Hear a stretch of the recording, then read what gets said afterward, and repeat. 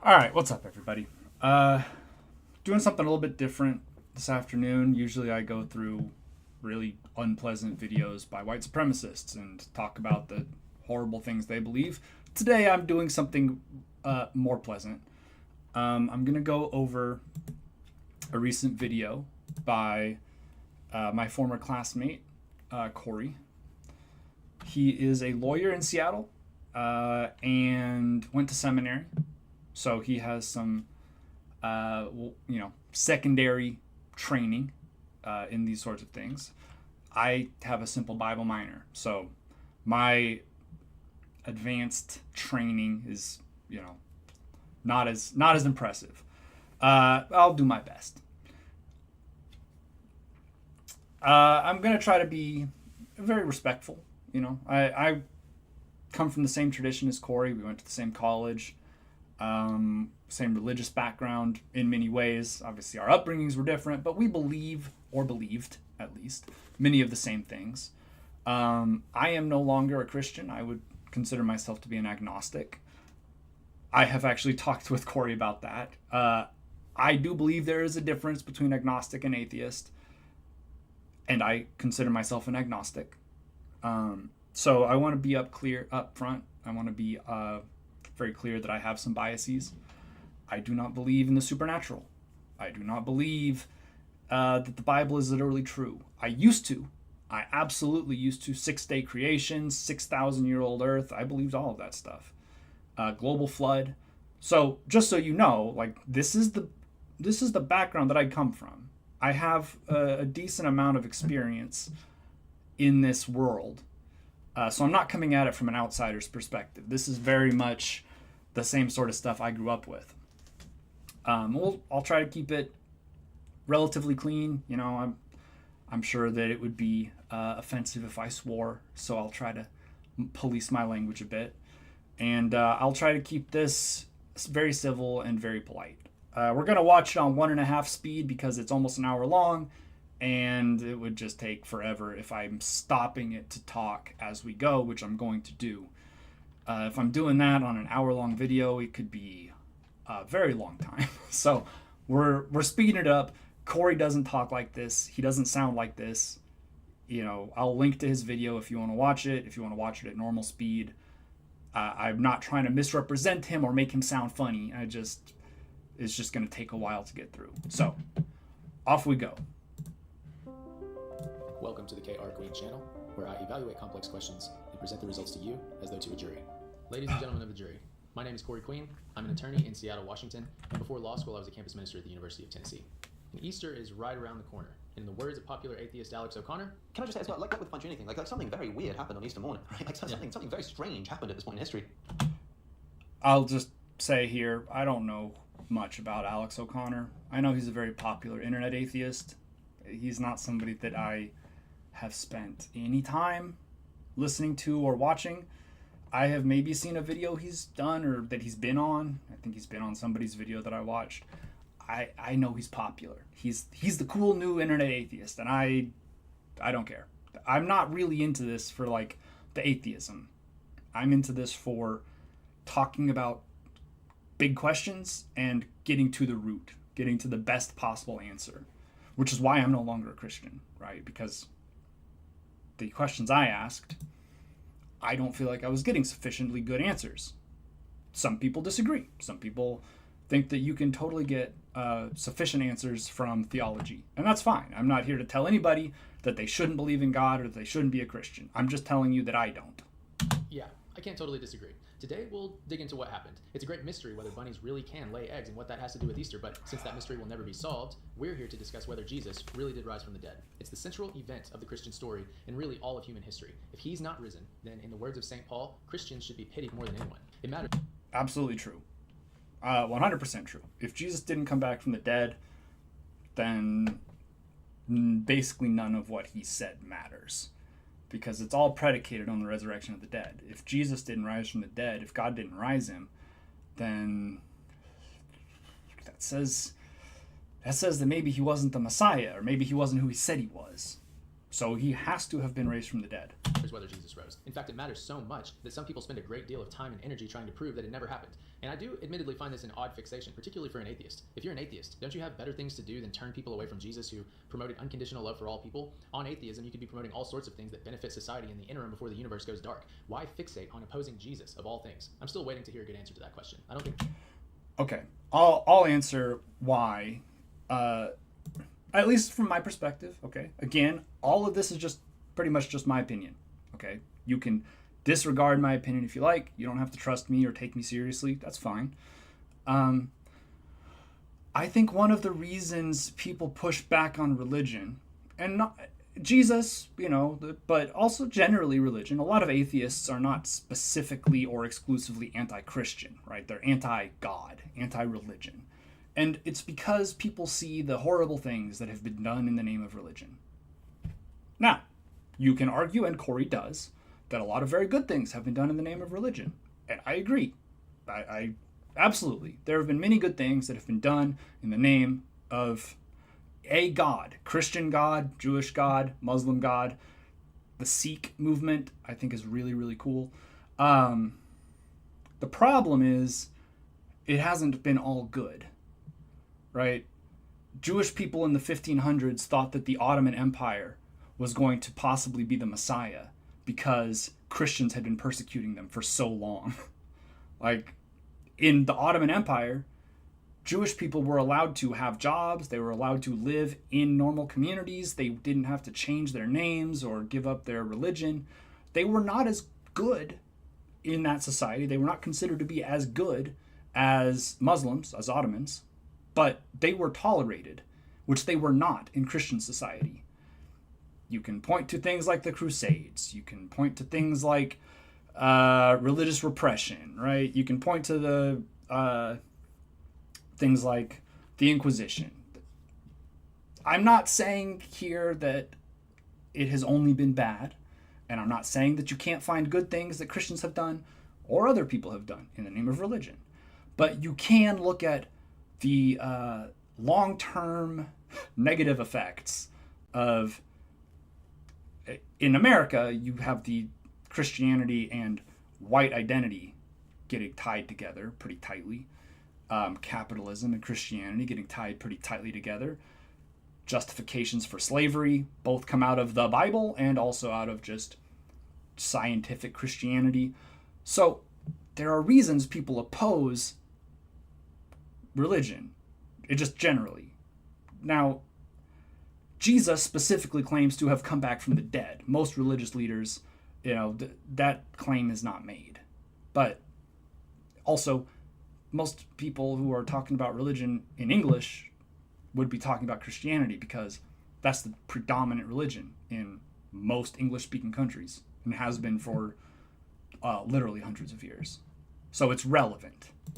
There is one. But then someone could ask me, why am I, a lawyer, and importantly not a theologian, philosopher, or historian, weighing in on the resurrection? I'll take my answer from Simon Greenleaf. He was a Harvard law professor in the 1800s and an apologist, and he argued that lawyers have a special obligation to defend the Gospels because we are specialists in evidence. Our job is to wade through witness testimony, expert testimony, physical evidence, evidence of bias, and so on.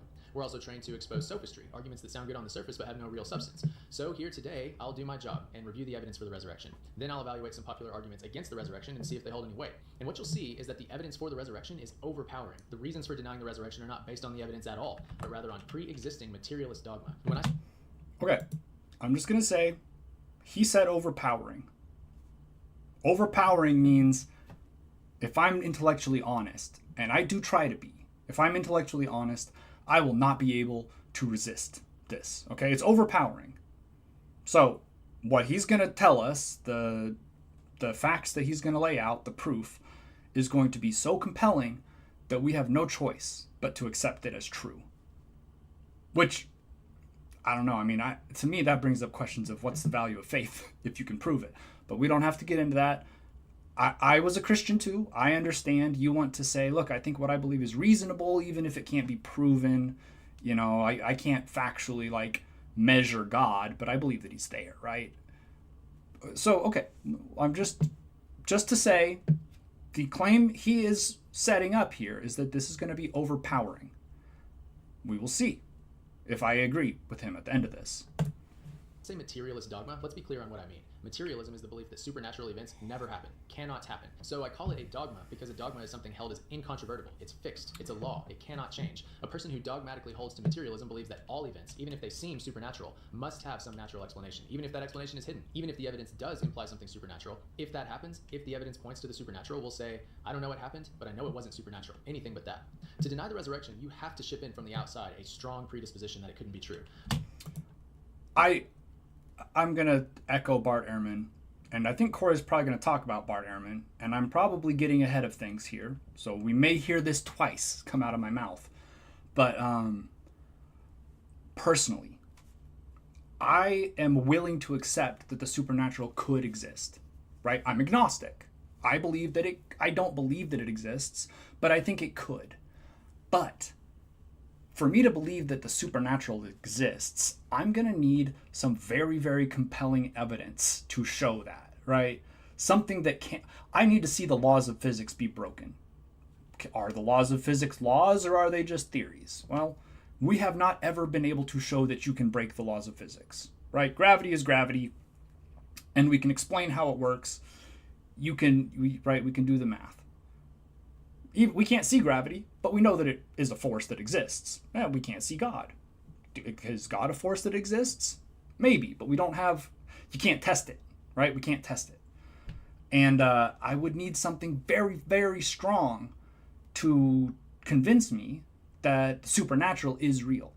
Again, I'm not saying that it couldn't be, but I'm saying every vision, every sighting of a ghost, every magician, it's all been shown to be either a hoax or a misunderstanding or a camera lens that is bad, right? With the orbs that people claim to see, it's dust in the light. There's all kinds of very simple explanations for things that are assumed to be supernatural and are shown to not be. So the weight of evidence, in my opinion, is so far everything that has been claimed to be supernatural that we have tested or investigated has been shown to not be. So to assume that something is supernatural requires a very high bar. I'm not saying that there is no possibility. I'm just saying you are going to have some very compelling evidence to convince me that what I'm seeing or hearing or learning can't be explained by naturalistic explanations. So that when all the evidence points to a resurrection, you can deny it anyway. But don't take my word for it. I'll be showing you clips of atheists who oppose the resurrection and their reasoning for it, and watch as the evidence points to a resurrection and they fall back on their dogmatic stance. Watch as they say the resurrection couldn't be true because it's a miracle and miracles categorically cannot happen. When a pre-existing dogma makes you refuse to follow the evidence where it leads, that's called bias. That's how you end up believing things that aren't true. The resurrection is true. It really did happen, and we're about to see why. Okay, so Corey is admitting his bias. I mean, again, I'm not trying to dunk on him or own him here. I'm just saying he is saying that it's dogmatic to say that miracles can't happen, but they did happen. And that's his stance, right? All right. I know that's what you believe. You're a theologian. That's what you believe. You're not a historian. You're a theologian. You're doing theology. That's fine. But theology is not history. Let's just be very clear. Let's be very clear about that. So let's get into it. And let's start with the historical facts that are overwhelmingly accepted in the academic community by religious and non-religious, Christian and non-Christian scholars alike. Bart Ehrman, for instance, one of the leading atheist biblical scholars, has repeatedly acknowledged that these facts are historically well established. So here are the facts. 1, the Romans crucified Jesus. Yes. 2, a member of the Jewish Sanhedrin buried him in a tomb. That is not generally accepted. That's not the way it would have. Generally speaking, if you are crucified as a common criminal, they put you in a ditch, okay? Because it's disrespectful. You are being publicly humiliated. That's the point of the crucifixion. So you are not given an honored burial traditionally. You are dumped in a ditch. Now, we don't know who Joseph of Arimathea was, right? That's the story, that they buried him in Joseph of Arimathea's tomb. We don't know who he is. There's no evidence that he existed except for his appearance in the story.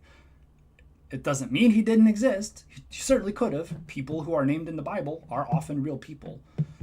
But it would be not within the traditional burial practices. That the Romans were in charge.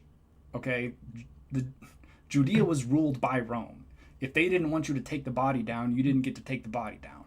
So Bart Ehrman would disagree with this. I am absolutely confident I've heard him disagree with this. Corey maybe hasn't watched all of Bart's videos. I haven't either, but I've watched a fair number of his debates with theologians and apologists, and he would not agree that everybody agrees that Joseph of Arimathea or a member of the Sadducees, even the Sanhedrin, that would be contested. Number 3, a group of his female followers found that tomb empty. And number 4, multiple.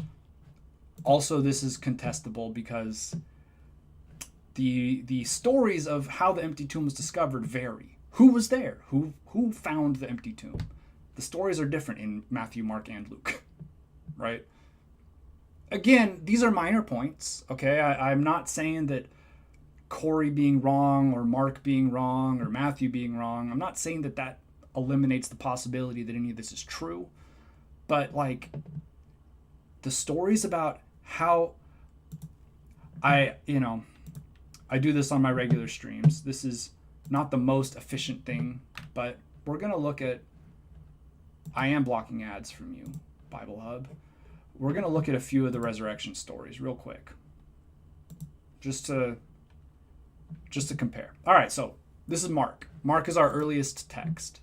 Matthew and Luke both borrow heavily from Mark, like word for word copy. So we are pretty confident that Mark is our first text. And that is pretty much uncontested. You might find people who would argue that it's not, but those are not people who have much credibility. It's pretty clear if you know anything about how these texts were composed that Mark is first. So, in Mark, when the Sabbath was over, Mary, the mother of James, and Salome went to the tomb. Okay, so 3 women go to the tomb. When they got there, the stone had been rolled away. They saw a young man dressed in a white robe sitting on the right side, and they were alarmed. But he said, "Don't be alarmed. You're looking for Jesus. He's not here. See, this is his tomb. But go tell his disciples and Peter." My dad has a whole sermon on the "and Peter" thing, because Peter was the one who denied Jesus, right? So theologically, this is very powerful, because he is saying, go tell his disciples and even Peter, who might be feeling like maybe he's not part of the group anymore because he messed up. I want you to include Peter, okay? Specifically by name. He's going ahead of you into Galilee. There you will see him just as he told you. Now, this is the end of Mark. I see that there are other verses here, but you will notice early manuscripts end the Gospel of Mark after verse 8. Other manuscripts contain only a short ending that includes them going to repeat the instructions to Peter and the companions, right? But our earliest texts just say the women left the tomb and ran away and did not say a word to anyone. So that's Mark, all right? Now, if we can add the other stuff, that's fine. But Mark says the earliest versions of Mark we have do not have 9 through 16, or 9 through 20. And they end with the women leaving and not saying anything to anybody. Okay, I know I'm hammering that, but I just want us to be very, very clear about what it says in Mark. Now, one person saw the women, right? They saw a young man dressed in a white robe, and then he told them to go. Let's look at Matthew now. After the Sabbath, Mary Magdalene and the other Mary. So only 2 people this time, but we could say that Salome was also there. Sure, 3 people. Suddenly there was a great earthquake. An angel of the Lord descended from heaven, rolled away the stone in front of them, which is not what happened in Mark. In Mark, they were there and the stone was already rolled away. But in Matthew, they see it happen. His appearance was like lightning, and his clothes were white as snow. The guards trembled in fear and passed out. So the guards are present at the tomb at this point, right? They're not mentioned in Mark, but they are in Matthew. The angel said to the women, "Don't be afraid. I know you're looking for Jesus who was crucified. Then go quickly and tell his disciples he's risen from the dead. Then you will see him." So they hurried away from the tomb and ran to tell his disciples. So in Matthew, they go to tell the disciples. Suddenly, Jesus met them and said, "Greetings." So in this version of the story, the women see an angel and then they see Jesus, which they didn't see in Mark. Right? In Mark, they just left. In Matthew, they see Jesus. And then he says, go tell my brothers to go to Galilee. There they will see me. So that's Mark and Matthew both say, meet me in Galilee. What does Luke say? On the first day of the week, the women came to the tomb. So again, we're saying 3 women. Again, this is fine. They found the stone rolled away, but when they entered, they did not find the body of Jesus. While they were puzzling over this, suddenly 2 men stood beside them. So again, they show up, the tomb is already empty, the stone has already been rolled away, and then angels show up beside them. So in Mark, there's 1 angel in the tomb. In Matthew, an angel shows up and rolls away the stone, and in Luke, 2 angels show up beside them. As the women bowed their faces, they said, why do you seek the living among the dead? He's risen. Remember how we told you he must be delivered into the hands of sinful men and be crucified. When they returned, they told all these things to the 11. It was Mary Magdalene, Joanna, Mary, and the other women with them. But their words seemed like nonsense, and they didn't believe. Peter, however, got up and ran to the tomb. So Peter went to the tomb by himself. So the women go to the tomb, then they come back. Then Peter goes to the tomb by himself. And he is not convinced, right? He sees the linen cloths, but he still doesn't believe these women, I guess, that have seen the angels. That's Luke. Let's look at John. All right, John is our latest gospel. The resurrection. When it was still dark, Mary went to the tomb and saw that the stone had been removed from the entrance. So she came running to Simon, Peter, and the other disciple. So in this, we are assuming that this other disciple is John. That's generally accepted. She ran to tell them that they took him out of the tomb. Somebody took his body. So then they went to the tomb, and John beat Peter. He went and looked, but he didn't go into the tomb. Peter went into the tomb, and then they went home.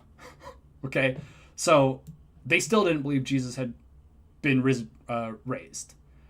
They went home. Mary is now at the tomb by herself, and then angels appear to talk to her, and then she turns around and she sees Jesus, but she didn't recognize him. And in this one, she doesn't hear that they need to go to Galilee, right? And in fact, he appears to them in Jerusalem. These are 4 different stories. Many of the details are similar or the same, or you could justify them as being close enough, right? Some women went to the tomb, and then they did go tell Peter, because they must have told Peter, right? Clearly, in Mark, somebody must have heard that Jesus was risen from the dead, because then we have a tradition of Jesus rising from the dead. It says they didn't tell anybody, but that can't be true. But that's what it says. It says they didn't tell anybody. And each gospel has a different version of the same story. That is, the details are different, the timing is different, who's involved is different. It almost seems like there's not as much consensus on that as you'd really want. I never paid very close attention to that when I was a Christian, because, you just assume that Jesus came back from the dead. You just assume the resurrection is true. And the Bible stories are just Matthew, Mark, their own little twist on the story.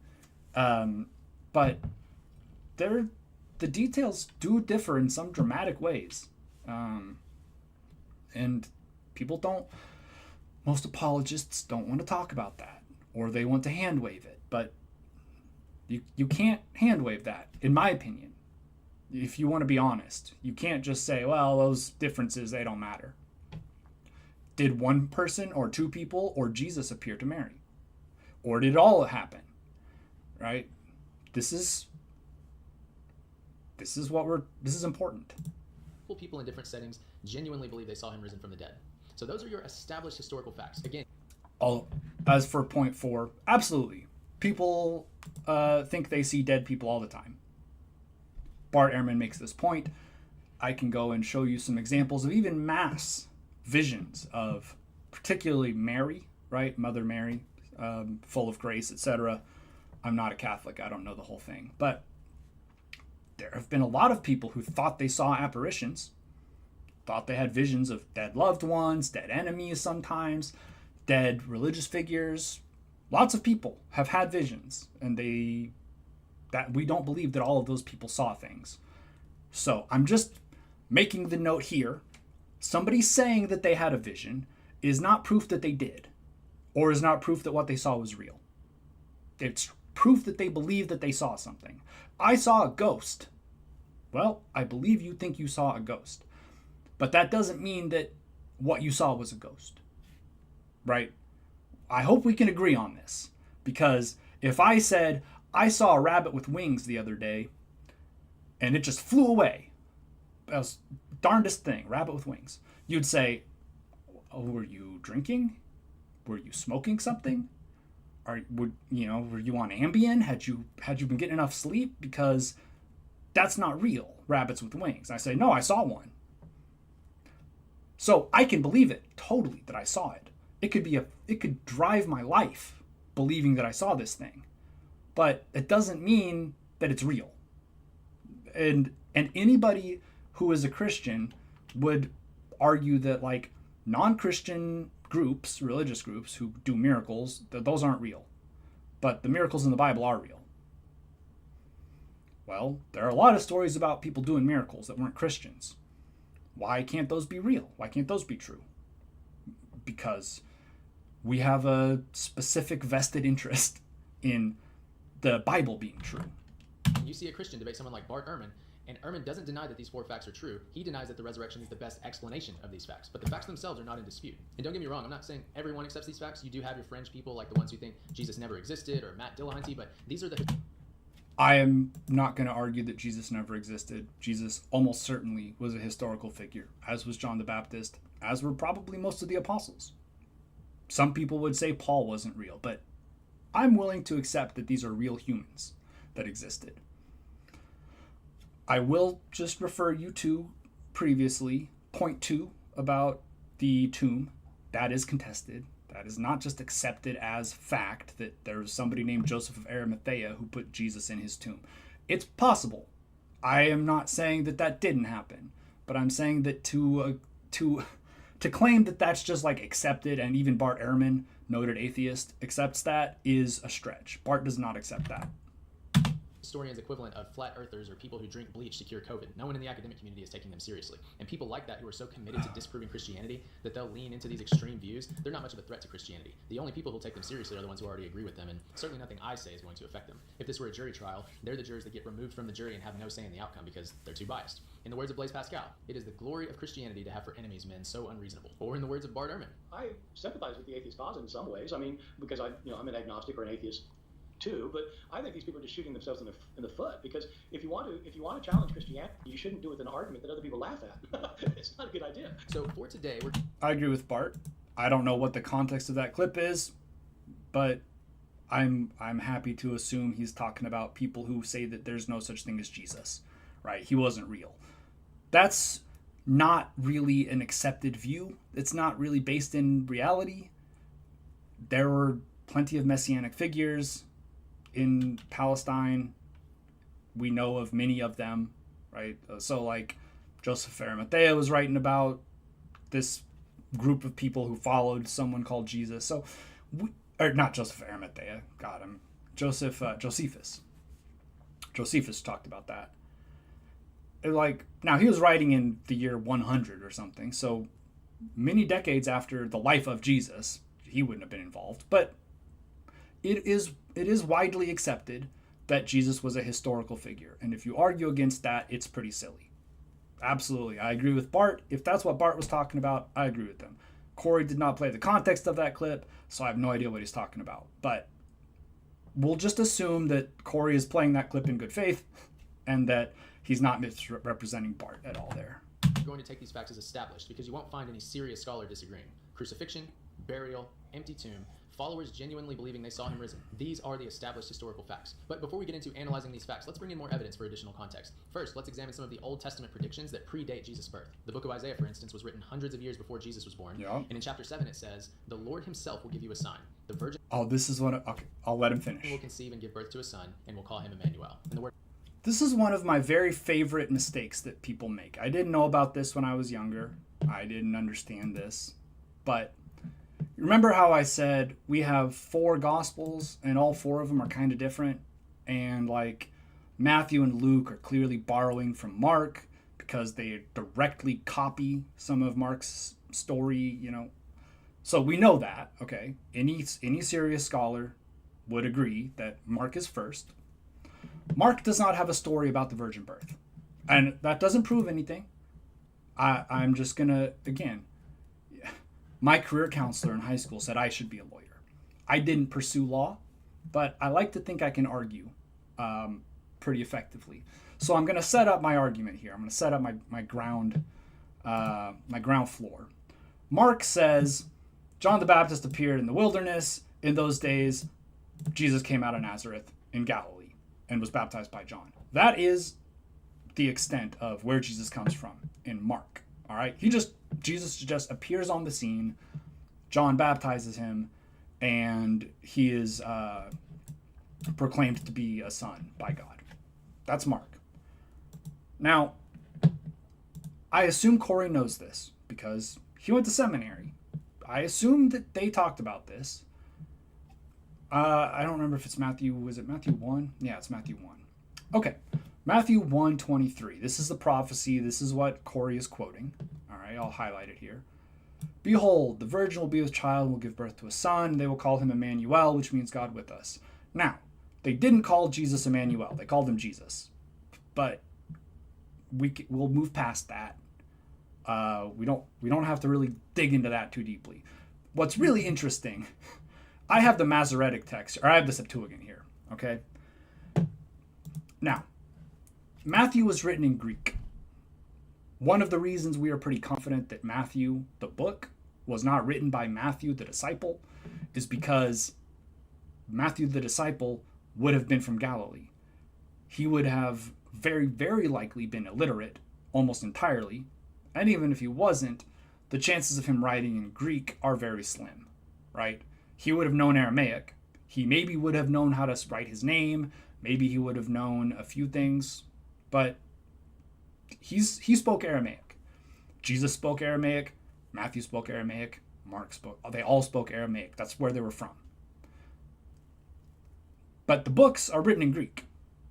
Now, okay, well, but maybe Matthew was dictating to somebody who was writing in Greek, right? For whatever reason, he couldn't write.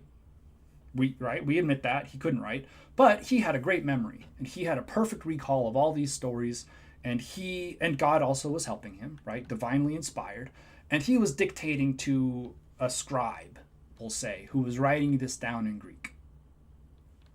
Okay, be that as it may be possible. Here is the problem, and this is, to me, I think this is a serious problem. You may disagree. Corey probably does, but I think this is a serious problem. Isaiah was written in Hebrew. All right? We're going to go look at... that's not what I wanted. We're going to go look at Isaiah in Isaiah 7, and we're going to look at it in Hebrew. Okay? And then we're going to look at it in Greek. Because the thing is, there was a Hebrew version of the text, right? And there was also the Septuagint, which is the Greek version of the text. It's pretty early. It dates to, I don't know, like the 2nd or 3rd century, I think, BCE. And it was the Old Testament in Greek. This will come into play in a moment. We're getting there. I'm going to read this out in context so you know where the prophecy comes from and what it's about. And I'm going to skip over some here, all right? But just the text is on the screen if you want to follow along. It's Isaiah 7.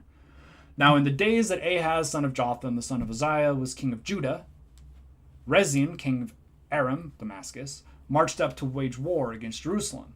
He was accompanied by Pekah, the son of Remaliah, the king of Israel. So what this is telling us is that in Isaiah, it's a divided kingdom. Judah and Israel are not, it's not one kingdom, okay? It's two. You have a king of Judah and a king of Israel. And the king of Israel, the 10 tribes, is at war with the king of Judah, the 2 tribes. But Jerusalem is in Judah, okay? That is important. When it was reported to the house of David, right, the northern kingdom, the Israeli kingdom, not the Judahite kingdom, was known as the house of Omri to non-Israelites. The southern kingdom would have been the house of David. Or I guess that's wrong. When it was reported, no, I'm right. When it was reported to the house of David that Aram was in league with Ephraim, the hearts of Ahaz and his people trembled like trees. They were very scared. Then the Lord said to Isaiah, "Go out with your son to meet Ahaz at the end of the aqueduct, on the road to the launderer's field, and say to him, calm down and be quiet. Slow your roll. Don't be afraid over these 2 smoldering stubs of firewood, over the fierce anger of Rezin and Aram and the son of Remaliah. For Aram, along with Ephraim and the son of Remaliah, has plotted your ruin, saying, let us invade Judah, terrorize it, and divide it among ourselves. Then we can install the son of Tabiel over it as king. But this is what the Lord God says. It will not arise, it will not happen. For the head of Aram is in Damascus," again, Syria, "and the head of Damascus is Rezin. Within 65 years, Ephraim will be shattered as a people," blah, blah, blah. If you do not stand firm in your faith, then you will not stand at all. Then the Lord spoke again to Ahaz, saying, "Ask for a sign from the Lord your God, whether from the depths of Sheol or from the heights of heaven." But Ahaz said, "I will not ask. I will not test the Lord." Then Isaiah said, "Hear now, O house of David. Is it not enough to try the patience of men with the..." Basically, you're being fake humble here. Just say it. Just ask. "Will you try the patience of my God as well? Therefore the Lord himself will give you a sign. Behold, the virgin will be with child, and will give birth to a son, and will call him Emmanuel. By the time he knows enough to reject evil and choose good, he will be eating curds and honey. For before the boy knows enough to reject evil and choose good, the land of the 2 kings you dread will be laid waste." So, in context, the sign of Emmanuel is a very, very direct reference to current political troubles, right? Effectively. Isaiah is saying, there's a woman here. She's pregnant. By the time she gives birth and the child is old enough to know right from wrong, or is weaned, your problems are going to be over, right? So within a couple of years, we're not going to have to worry about Damascus. We're not going to have to worry about Israel. That is what Isaiah 7 says. Now, let's look at the Hebrew, because this matters, right? This is a prophecy.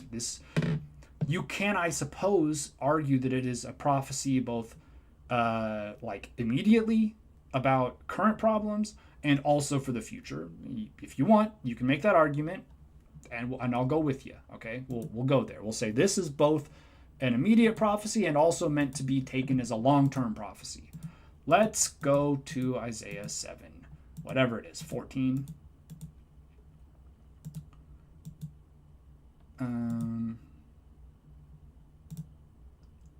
Yeah.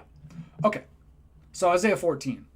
Therefore will give the Lord, you assign, right? Hebrew is written right to left, and their sentence structure is different than ours. So bear with me. A sign, behold, the virgin shall become pregnant and bear a son, and shall call his name Emmanuel. Okay, Emmanuel means God with us. El here being the word for God. This is a theophoric name. It's a God name. Okay, so the virgin shall become pregnant. Ha-alma is the word here used for virgin. Now, ha-alma is a word that does not specifically and explicitly mean virgin, right? Has not had sex. It means young woman. Now, it often means virgin. I mean, it's only in the Bible a few times, but it can be read as virgin. The way I describe this is chess club. All right? Behold, the young woman in chess club will have a son, right? Now, that doesn't mean that she's a virgin. No offense to my chess players out there. I know Corey plays chess, actually. I didn't pick that on purpose to offend anybody. It's just an example of like somebody that you might assume would be a virgin because they are not part of the cool kids group of, activities. But that doesn't mean they're a virgin. Just because somebody is in the chess club and you would assume they probably don't have a lot of, prospects, doesn't mean they don't. Okay, so alma means young woman. It can mean virgin, but it doesn't explicitly mean virgin. Now, why does this matter? And I'm going on and on about this. Why does it matter? Well, here is the Septuagint translation of Isaiah. Okay, this is the Greek translation. Now remember, Matthew is written in Greek. We're supposed to believe that Matthew is written by what I was always taught growing up is that Matthew was written to the Jewish people. It was written to the Jewish community, right? Because there's a lot of Old Testament quotations, and it talks a lot about the Jews. So Matthew maybe was, versed in this stuff. In the Septuagint, this is verse 14, and I'll just put it in. The word we're looking for here, it's been a little while since I've gone through this. So this is the professional side. Oh, well, here's how we do it. Matthew 1, okay? This is in Greek. So interlinear. We'll go to the interlinear. It shows us the Greek. It's at 120. Yeah. All right, so the word here for virgin is parthenos. The word here in Greek I understand not everybody can read Greek. I'm not an expert by any stretch. I don't read Greek at a high level, but I can recognize this word is parthenos. All right. Matthew is directly quoting the Septuagint. The Septuagint uses the word virgin explicitly. They don't translate it as young woman. It's a word that means explicitly has not had sex. Extended to men who have not known women, a maiden by implication, an unmarried daughter, a virgin, a woman who's never had sexual relations. So the idea here is that in Greek, the word they used means virgin, but in Hebrew, the word they used means young woman. And the translation we have in the New Testament comes from the Greek version, which means that Matthew probably didn't know the Hebrew version. He's quoting the Hebrew Old Testament, but he's quoting it in Greek, which means it was probably written by a Greek person who does not understand that there was a different understanding of what virgin meant. Now, you can contest this, you can argue it if you want to, and I would be happy to hear your arguments about why this doesn't matter, but to me this seems fairly cut and dried. There's one word used in Hebrew, there's a different word used in Greek. Matthew is writing in Greek and uses the word from the Greek, which means he probably either did not have access to or did not understand Hebrew or the Hebrew text. Anyway, that's a long walk, but I really do love that example because I think it's very compelling when you break it down and when you look at the context of Isaiah 7. Isaiah 7 is a very close at hand prophecy.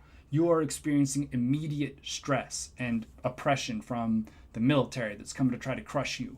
But I'm telling you, this woman here, before she has a kid that's 5 years old, they're going to not be a problem anymore. That is the context of Isaiah 7. Matthew is not using that verse in context, and he's also not getting it from the Hebrew. He's getting it from the Greek. Just one of the things that I like to observe. Emmanuel means God with us. In That's chapter true. 50, it describes a person with godlike powers to command the elements, and yet he submits himself to the Lord. And he goes on to elaborate.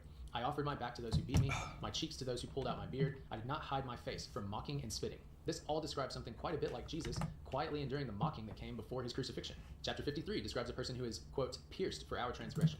Bart Ehrman talks a lot about this. The idea that if you are a Christian, this is true of me as well, right? If you're a Christian, you can't read Isaiah 53 without thinking of Jesus. Maybe it is about Jesus, but it's basically impossible if you grew up Christian to read Isaiah 53 with any other idea that they're talking about anybody else. And again, I'm not here to say that it's right or wrong. Isaiah 53 may be a prophecy about Jesus. I could accept that, but you can't read it without context of the idea of the suffering Savior, which is a New Testament concept. Anyway, moving on. bonds and crushed for our iniquities, one who was assigned a grave with the wicked, and yet after he has suffered, he will see the light of life. So it describes a brutal death for the sins of others, followed by a resurrection. Psalm chapter 22, which Jesus quoted from the cross, describes a person being brutalized and having their hands and feet pierced, even though there's no reason the Jews of that time should have had any sense of what a Roman crucifixion entailed, seeing that it wasn't happening yet. In fact, the word pierced in Psalm 22 confused Jewish commentators before Jesus because it didn't make sense to them that a person's hands and feet would be pierced. And so commentators tried to make sense of it with odd translations, most famously, like a lion at my hands and feet, which is quite a strained reading. It doesn't really make sense. Lions don't attack your hands and feet. But after the crucifixion, the idea of someone being brutalized... I don't really have anything to say about Psalms 22. Well, we can look at it. We can see what the translation says. But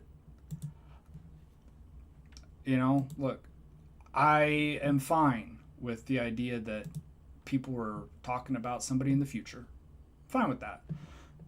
Why my God? Set to the song of Dawn the Deer. Why are you forsaking me? And the night cry, my God, I'm silent, but you are enthroned. Our fathers trusted in you. They cried to you and were delivered.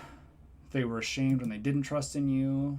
I am a worm and no man, a man of reproach and despised by the people. All of those who see me ridicule me. They shoot out the lip and they shake the head, saying, "He trusted in Yahweh. Let him rescue him. Let Yahweh deliver him, since he delights in him." But you are he who took me out of the womb. You made me trust while on my mother's breasts. Upon you I was cast from birth. From the womb of my mother you have been my God. Be not far from me, for trouble is near and there is none to help. Many bulls have surrounded me, mighty bulls of Bashan have encircled me. They gape at me with their mouths like a raging lion, roaring. Like water I am poured out, my bones are all out of joint, my heart is like wax, within me it is melted. My strength is dried up like a potsherd, and my tongue, my jaws, the dust clings to you have brought me, blah, blah, blah. For dogs have surrounded me, the wicked of the congregation have enclosed me, my hands and my feet they have pierced. Ka'ari.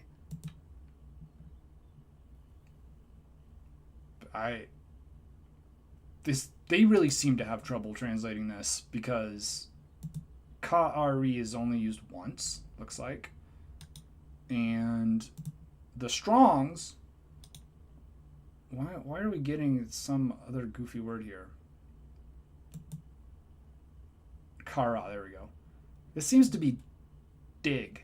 Seems to mostly be the way this is used. Don't know what that means, but if it is generally used to refer to digging, I don't know how you can use that to say, well, in this one instance, it's a prophecy about Jesus, but all the other times we have it doesn't mean that. I don't know. I mean, like, again, right? The grave which I have dug. Man shall dig a pit. The people dug, which he had dug out for himself in the city.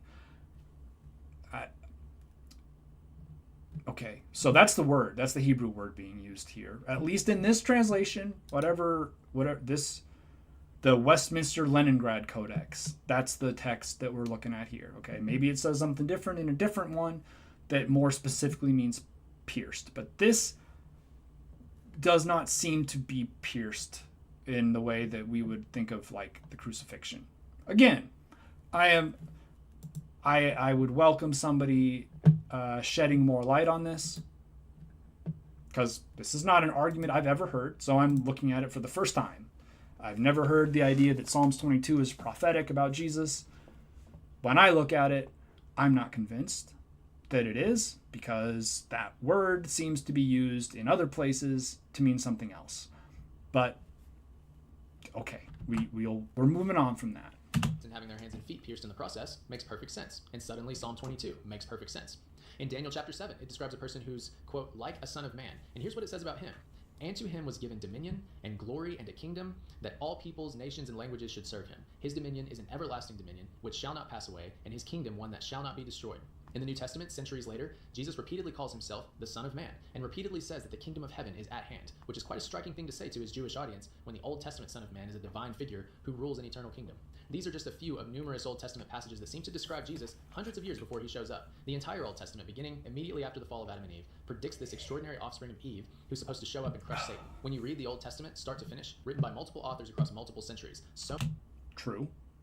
And edited also by multiple people and redacted by multiple people. Just worth mentioning that we do not have a unedited version of the Old Testament, right? People were redacting all the time. There were competing prophets. People, Isaiah, Jeremiah, they talk about these false prophets who are making all these prophecies. Do you think any of those got written down? Maybe. Maybe they didn't make it into the Bible. I don't really have a big argument with canonization. I'm not really here to say that stuff got left out that should be in there. But we know that there were competing ideas going on in both the Old Testament and the New Testament. There were competing ideas of what Christianity was in the church. James and Paul and Peter, they had some real disputes about whether you had to remain Jewish when you became a Christian and follow the law, whether you had to be circumcised, whether you had... So, this is... It does read as a nice story because it's been edited. But even that, there are inconsistencies and disagreements within the text. Here's a good question, just since we're here. Is the Son responsible for the sins of the Father or not? The Old Testament says both. It says the Son is and also is not in different places. Well, which is it? It can't be both, right? You can't both be responsible for the sins of your father and not responsible for them. So which one is it? That has nothing to do with the resurrection. That's just a little note to say, the Old Testament does generally tell a coherent story, but even there are some inconsistencies and disagreements that people don't really bring up very much. So much of it points to this child of heaven, this Son of Man with godlike powers who's coming to save everyone. And some really good evidence of this is that the Jews of Jesus' day were anticipating their Messiah, or to use the Greek term for Messiah, Christ, because the Old Testament has promised them over and over again that this special person is coming, and so they're looking for him. Corey probably knows this. You probably know this. But in case you don't, Christ and Messiah both mean anointed. They do not mean divine. I understand I'm nitpicking here a little bit, but let's be clear. Mark, Bart has made this point many times. Mark, nobody knows who Jesus is. Everybody's like, who is this guy? He's doing miracles. Who is he? They don't think he's God. The disciples don't think he's God.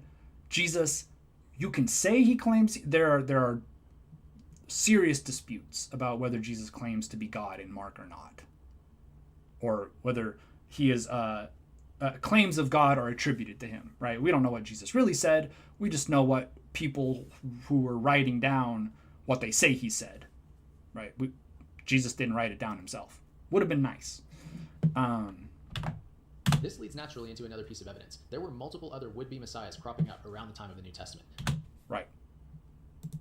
Again, not to say anything about Jesus, just to say Messiah is not a claim of divinity. It's a claim of being chosen by God, right? David was anointed. Cyrus was a Messiah, King Cyrus, right? Because he set the people of Israel free from Babylonian captivity. They didn't think that he was divine, but they thought God had chosen him and anointed him to set them free. So you can say that Jesus was considered to be divine, but Messiah does not mean that.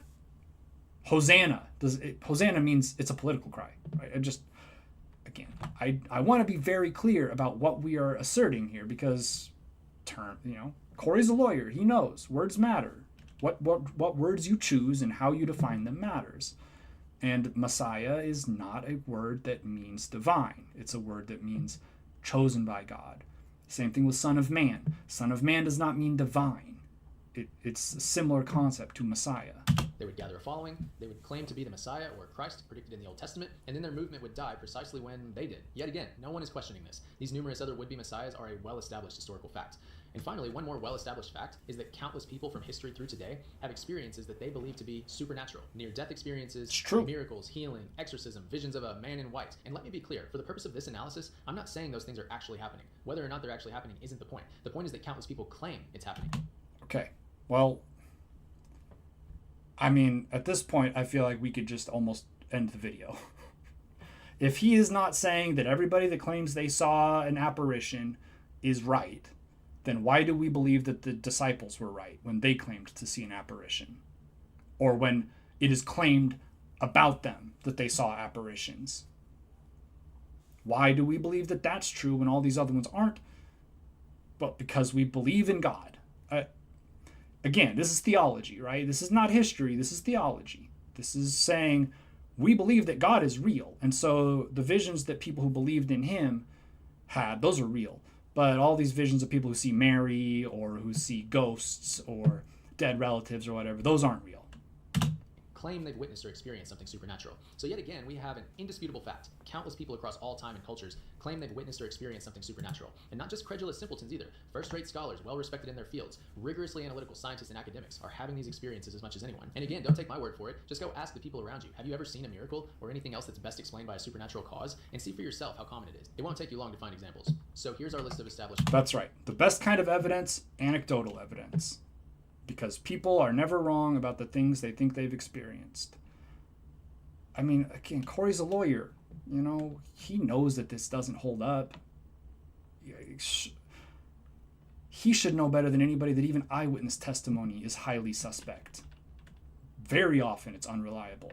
This is not a theological argument. This is just known from the legal system. Eyewitness testimony is often wrong. Okay, well then what value does eyewitness testimony give us? Not much. And we don't even have eyewitness accounts. We have allegedly eyewitness stories being written down 20 to 50 years later after the people supposedly had them.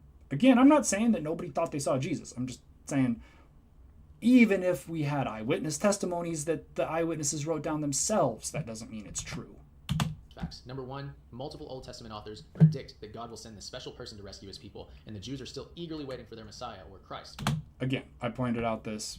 They thought Cyrus was a Messiah. People living in the 1500s, 1600s thought that the Ottoman Empire was going to be the Messiah. Right? Absolutely. The Jews were oppressed. They were a small group of people who were getting dunked on by the Assyrians and the Egyptians and the Babylonians. They would probably be wanting somebody who to deliver them from that, right? There were a lot of messiahs over the times. Jesus is born. Number two, Jesus is crucified by the Romans. Number three, he's buried in a tomb. Number four, a group of his female followers finds that tomb empty. Number five, after that, multiple of his followers believe they've seen him risen from the dead. Number six, since then, across all history and cultures, countless people have experiences that they attribute to the supernatural, many of which they attribute directly to Jesus. Again, no one is contesting these facts. We can take them as established. I just want to... This is a long video. This is going to be a long video, but just stay with me. I am contesting at least a couple of those. I have already contested them. Was Jesus buried in a tomb? I mean, not according to what we know about Roman tradition. They were in charge. Does people believing that they saw something, is that a fact? I mean, it's a fact that people believe they see things, but does it mean they actually see them? Corey just said they don't. So that's two that I would dispute just off the bat. Which allows us to proceed into the next stage of the analysis. Now we can decide what is the best explanation of these facts. Where does the evidence point? Again,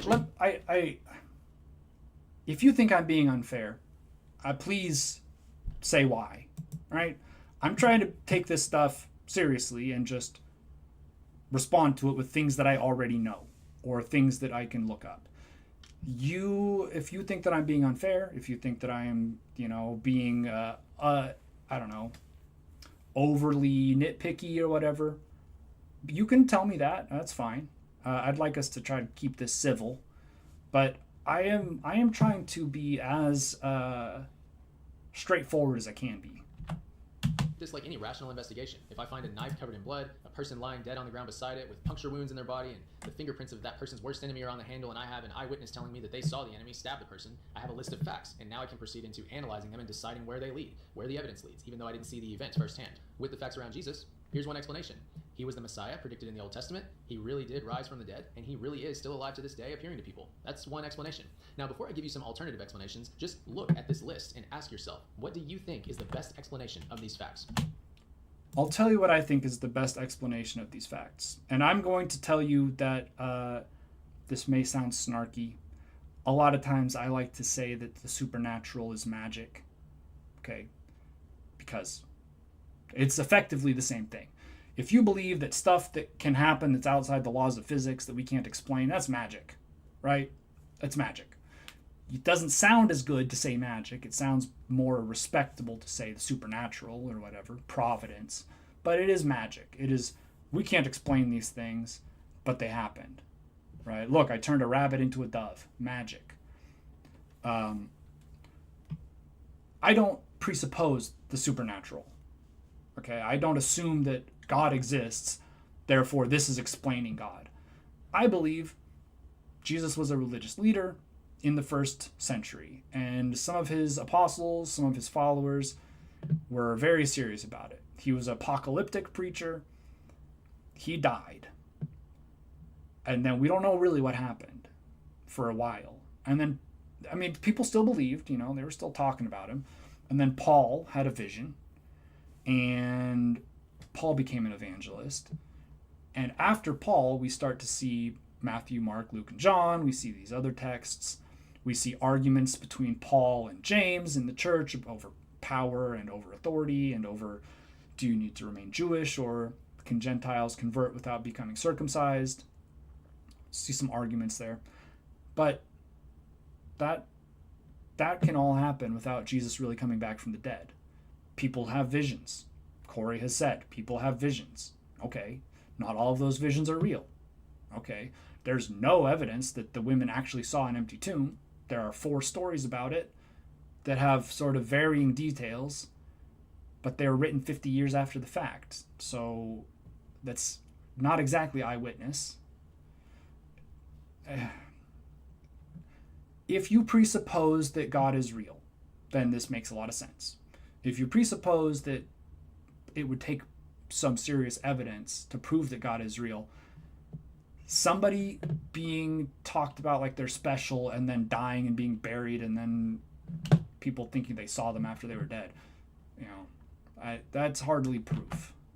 Where do you think the evidence leads? What happened? But to help us analyze this question in even more depth, let's walk through C. Bay and McCullough's method for analyzing history. McCullough is a Cambridge philosopher of history, and he has a really useful framework for these kinds of questions. So under his framework, we can ask what explanation of the facts has the best explanatory scope, explanatory power, and plausibility, and we can ask how ad hoc the explanation is. And let's make sure we understand these ideas. Explanatory scope refers to how much of the evidence is covered by the explanation. So, for instance, Jesus being the Messiah and Son of God explains all of these facts. We can see why prophets would have been able to predict his arrival and details of his life ahead of time. We can see why several people thought they saw him risen. We can see why several perfectly rational people to this day think they've met him firsthand. If Jesus really is the Messianic Son of God, it explains everything. It has broad explanatory scope. Explanatory power refers to how probable the explanation makes the data. In other words, if we take the explanation as true, how likely is it that these facts would have been the result? If we take Jesus as the Messianic Son of God, how likely is it that these facts are true? Well, we would expect God to pile on the evidence, predictions of events before they occur, multiple miracles performed in front of multiple... Why would we expect that? I don't really have a lot else to say. You're assuming that we would expect God to lay groundwork, but I don't know why we're expecting that. Maybe you have a good reason, but I don't think so. Again, all the stuff we have that's really serious about Jesus is written after he had been dead for 20 to 50 years. It's entirely possible that people are working backwards. I'm not accusing them of doing it. I'm just saying that's also plausible that they're working backwards. People, ongoing experiences to keep the evidence current. If he's the Messianic Son of God, we expect him to give us these kinds of extraordinary facts that make it obvious who he is. So Jesus as the Messianic Son of God. Why didn't anybody know that he was the Son of God then? I mean, again, in Mark, nobody knows. Nobody knows he's a woman who is not respected in Jewish tradition knows that he's the Son of God.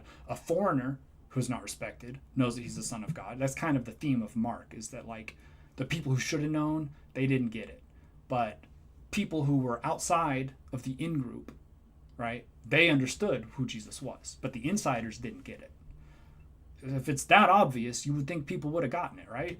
So it has a great deal of explanatory power. The next factor is plausibility, which you might call reasonable likelihood. It's a way of saying, when we think of what else we know about the world, do we have good reason to think this really could happen? So for Jesus, we'd be asking, is it rational to think God might really exist and might really reveal himself through Jesus? That's not what I'm asking. Well, I'm going to wait and see if he... Now, here's where you get a lot of debate, because of course most atheists will tell you that supernatural or miraculous events are innately implausible. Okay, so then I'll address this and we'll see if he ends up where I'm going. The question I have is it plausible that somebody came back from the dead? Somebody, anybody, anywhere in the history of the world came back from the dead. It has never been done. We have never had proof of that happening. There are claims. The Bible, a lot of people come back from the dead. There are other religious texts that talk about resurrection, There are other ideologies that talk about resurrection. But we don't have any evidence of anybody ever actually coming back from the dead. We only have some stories about it. To me, the most logical explanation is that people are wrong because of there's 7.5 billion people alive today. We'll say 10 billion people, 12 billion people in the history of the world. All right. Of all of those people, none of them have ever come back from the dead. Except one, because of God. Well, and the people that he raised, and the people that Elijah raised. But Jesus, okay? That is implausible. It doesn't mean it's not true. Implausible things can be true. But if you say, out of 12 billion people, we have no good evidence to suggest that it is possible for people to die 3 days dead, right? Way past the point of like life support, or maybe they're in a coma. We have no evidence that anybody has ever come back. So why is it most plausible to believe that Jesus did? Again, I want to be clear. I'm not saying that just because it's implausible doesn't mean it's impossible. A little wordplay for you. But it is very implausible. And so to believe it, I would need some very compelling evidence. The evidence of people thought he came back from the dead is not compelling because that doesn't mean anything. And Corey would agree with me that just because people think something happened doesn't mean it did. The assumption underlying this worldview is Humean empiricism, this belief that testable, falsifiable, empirical evidence is the best, if not the only valid evidence, meaning witness testimony is highly suspect. So unless something can be empirically... Corey is a lawyer. Eyewitness testimony. Let's look it up, all right? I don't need to make assertions.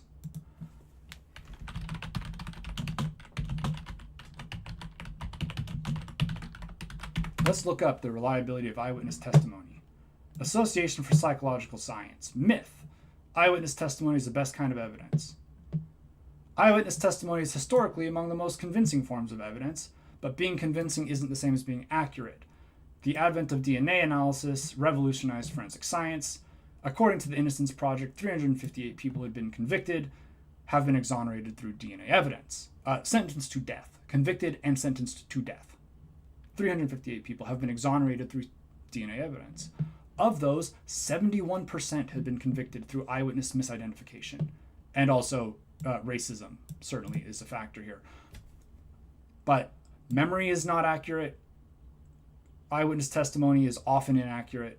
Not that it's never accurate, but if you were like, well, hey, eyewitness testimony, that's proof. I am sorry to tell you that it is not proof. Just because somebody says they saw it, people are often wrong. And that is 71% of the people who were exonerated by DNA evidence had been eyewitness identified. To me, that suggests eyewitness testimony, not reliable. tested, or in theory could have been empirically tested when it happened, then it is innately implausible. Now here's the thing, I agree that supernatural claims merit some increased scrutiny. Many people will believe anything and are eager to dramatize their experiences. So when they tell me their supernatural experiences, I listen with skepticism and often conclude that they're being gullible or reading too much into an otherwise mundane scenario. But there's an important difference between a skeptical stance like mine and dogma, a firm belief that supernatural phenomena are not just unusual or unlikely, but categorically impossible, or at least so highly implausible as to merit no real consideration. Someone with a skeptical stance might ask a lot of questions about a supernatural claim. Someone dogmatic has answered the question before it's even been asked. So if the evidence were to lead to a supernatural explanation, they could never follow the evidence. With all of that in mind, here's what I'll suggest. Do you feel like I've been asking questions, or do you feel like I've been being dogmatic? This is a real question, not rhetorical. Put it in the comments if you have an input. I'm happy to hear it. If you take a sampling of the greatest thinkers of all time, including the greatest thinkers today, scientists, philosophers, historians, and... I happen to know a little bit about Corey's perspective on who the greatest thinkers of all time are. And most of them are Christian and white. I'm not making accusations, but it is something that we have discussed in the past, and it is a point that I feel strongly about. There are plenty of very good thinkers, very intelligent people who came up with inventions that we use all the time, who were not Christians, who were not white, who were not Westerners, Chinese people, Egyptian people, Arabic people, the Muslims in the 10th century, 11th century, inventing algebra, right? Christians, white people, Westerners often sort of think that all good things happened because of white people. And they don't necessarily understand that that's what they believe. They don't necessarily investigate it. But I spend a lot of my free time going through heinous white supremacist ideology and debunking it. And it is a common claim that all good things, all progress, all science is because of white people. Now, never mind the fact that Christians were denying that dinosaurs were real because it made the Bible look like it wasn't telling the truth. Don't worry about that. That is irrelevant. The, Inquisition, the attacks on science by the church. None of that is, it's only the church has been a driver of progress in science forever. But not in the other parts of the world, you understand. So on, what you'll find is that many believe in the supernatural, and many don't. If anything, though, there are more who believe than who don't. And on that evidence, I suggest that you keep an open mind about the supernatural. Citation needed. Just, give me some of these names. I guess we can step back from what I just said, because he's not naming anybody. So I can't say if he's... We have had a conversation in over Messenger, 6 or 8 months ago maybe, in which Corey made the observation to me that all great progress has been because of Christianity, and I disagree with that. And so if he's not still making that claim, then I apologize if I jumped the gun. I don't mean to accuse him of anything. I don't mean to insinuate anything. I'm just making the point that a lot of times the great thinkers of the world share a very similar skin tone. While evaluating the resurrection, you don't assume it happens. You don't insist that it's categorically impossible. You just follow the evidence where it leads and leave dogma at the door. Here's another important nuance on plausibility. Historical analysis, like what we're doing, seeks the best explanation of the evidence. When looking at plausibility in particular, any competing explanations have to be measured against each other so that we can decide whether one explanation is more or less plausible than the competing explanations. So we're not just asking, is this plausible? We're asking which available explanation is the most plausible. That means that for this prong of the analysis to work against the resurrection, there would have to be some more plausible explanation available. It's not... I hate to keep jumping in every 10 seconds, but if I was to give you two explanations, hey, there is a grave that is empty in some graveyard. The casket is empty. Sepulcher, right? Or whatever the big monuments are that they put people in. I can't remember. It's empty. They put someone in there, and now there's nobody there. There are two possible explanations for that. I guess there's three. All right. One is that there never was a body in there, right? They put a casket in, but there was never a body in the casket, and they were just faking everybody out. That's one. Probably that could be dismissed, right? Because you would say, well, we saw people do it. We were there. We saw the casket. We saw them put it in there. Whatever. Okay. So that possibility we can discount. So that leaves you with two possibilities. One, somebody took the body out for whatever reason, grave robbing, moving it. They wanted to defile the corpse, disrespect, whatever. Okay, so that's one possibility. Somebody moved it. Somebody came in and moved it. Or the person that was buried got up and walked out of the tomb because they came back to life. Now, both are possible, but if I was to ask you which one is more likely, would you say, well, we know that there are people who rob graves. That seems possible. But we don't know of anybody ever coming back from the dead except for stories about Jesus and various other supernatural events that have brought people back from the dead. Which one of those would you say is more plausible? Not possible, because both of them are possible. But one is, in my humble opinion, unlearned as it may be, one of those is far more plausible than the other. Not enough to simply write off the resurrection as implausible. You need a more plausible alternative. Otherwise, you haven't really answered the question. Fourth and finally, we ask, is this explanation ad hoc? The term ad hoc is Latin, and it means for this. So for That's our true. purposes, It is we're Latin. asking, does the explanation seem invented to cover the evidence rather than simply following the evidence where it leads? The clearest sign of ad hoc reasoning is to add additional details from the outside that aren't found in the actual evidence. So in that sense, it's related to Occam's razor, the principle popularized by William of Ockham. Essentially, the simplest explanation is usually the best. But this principle has ancient roots that far predate William of Ockham. Aristotle had a version of the razor that went like this. We may assume the superiority, all else being equal, of the demonstration which derives from the fewer postulates or hypotheses. An ad hoc explanation, on the other hand, will typically add postulates or hypotheses to the existing evidence, and so breach this Aristotelian principle and Occam's razor. So, for instance, if we postulate that Jesus had a twin brother, and that's why people thought they saw him risen, we would just have to bring in this twin from the outside. There's nothing about a twin in any of the core evidence that we're building our analysis on. I don't know. I don't actually even know of this argument. I guess people, because Didymus, right? I assume this has to do with Thomas being called Didymus, which means twin. We know that Jesus had brothers, but I don't think there's any connection made textually that suggests that Thomas was the brother of Jesus. Jesus' mother and brothers are mentioned. James is mentioned as the brother of Christ, but Thomas was not. In my understanding, Thomas was never considered by the early church to be the brother of Jesus. Maybe that's an explanation some people have come up with, but it's not one that I find very interesting. But it's new to me, this idea that Jesus had a twin. I've never heard that. Out of. And this theory, therefore, has an ad hoc, invented feel to it. Of course, it also has very poor explanatory scope and power, but for now, we're just using it as an example of ad hoc explanations. The resurrection, on the other hand, was both predicted by Jesus and believed by multiple of his followers, all reflected in our core documentary evidence. So there's nothing ad hoc about saying that he rose from the dead. On Occam's or Aristotle's razor, it's by far the simplest explanation. Perhaps that's why William of Ockham was a Christian. So now we have... I don't think this is very meaningful. I mean, I guess the simplest explanation, is God brought him back from the dead. But that is not the most plausible explanation, because another very simple explanation would be he was never buried in that tomb. He was thrown into a ditch, because that's what happened to criminals who were crucified. And then nobody could find his body because it decayed. That's pretty simple, right? We know from history that Romans did that. Does that mean that's what happened? No, but it's simple and plausible. Have two different ways based to in think about history. it. For one, we can simply ask, what's the best explanation of the facts? What's the evidence point to? And if we want to dig into the evidence with a more professional historical lens, we can test our explanation against these four factors: explanatory scope, explanatory power, plausibility, and ad hocness, if you will. So with that framework in mind, let's evaluate some of the most common explanations of the established facts surrounding the resurrection. And first, let's consider whether the resurrected Son of God was all just a legendary development. In other words, Jesus didn't rise from the dead. That was a later legend that was invented by his followers. Well, how much explanatory scope does this explanation have? It would account for the crucifixion and burial. It's perfectly consistent with those facts. To some degree, it accounts for Jesus' followers worshiping him, particularly followers who didn't believe they were first-hand witnesses to the resurrection. But it doesn't account for why this particular would-be Messiah was singled out from all the others. There were plenty of Messiahs to choose from if we wanted to build legends around one, and it's not clear on these legend theories why Jesus was picked out of the group. It also doesn't explain many modern supernatural claims, such as people who have visions of a... Let me just make the observation here that there have been religious leaders all over the world, and most of them get forgotten about.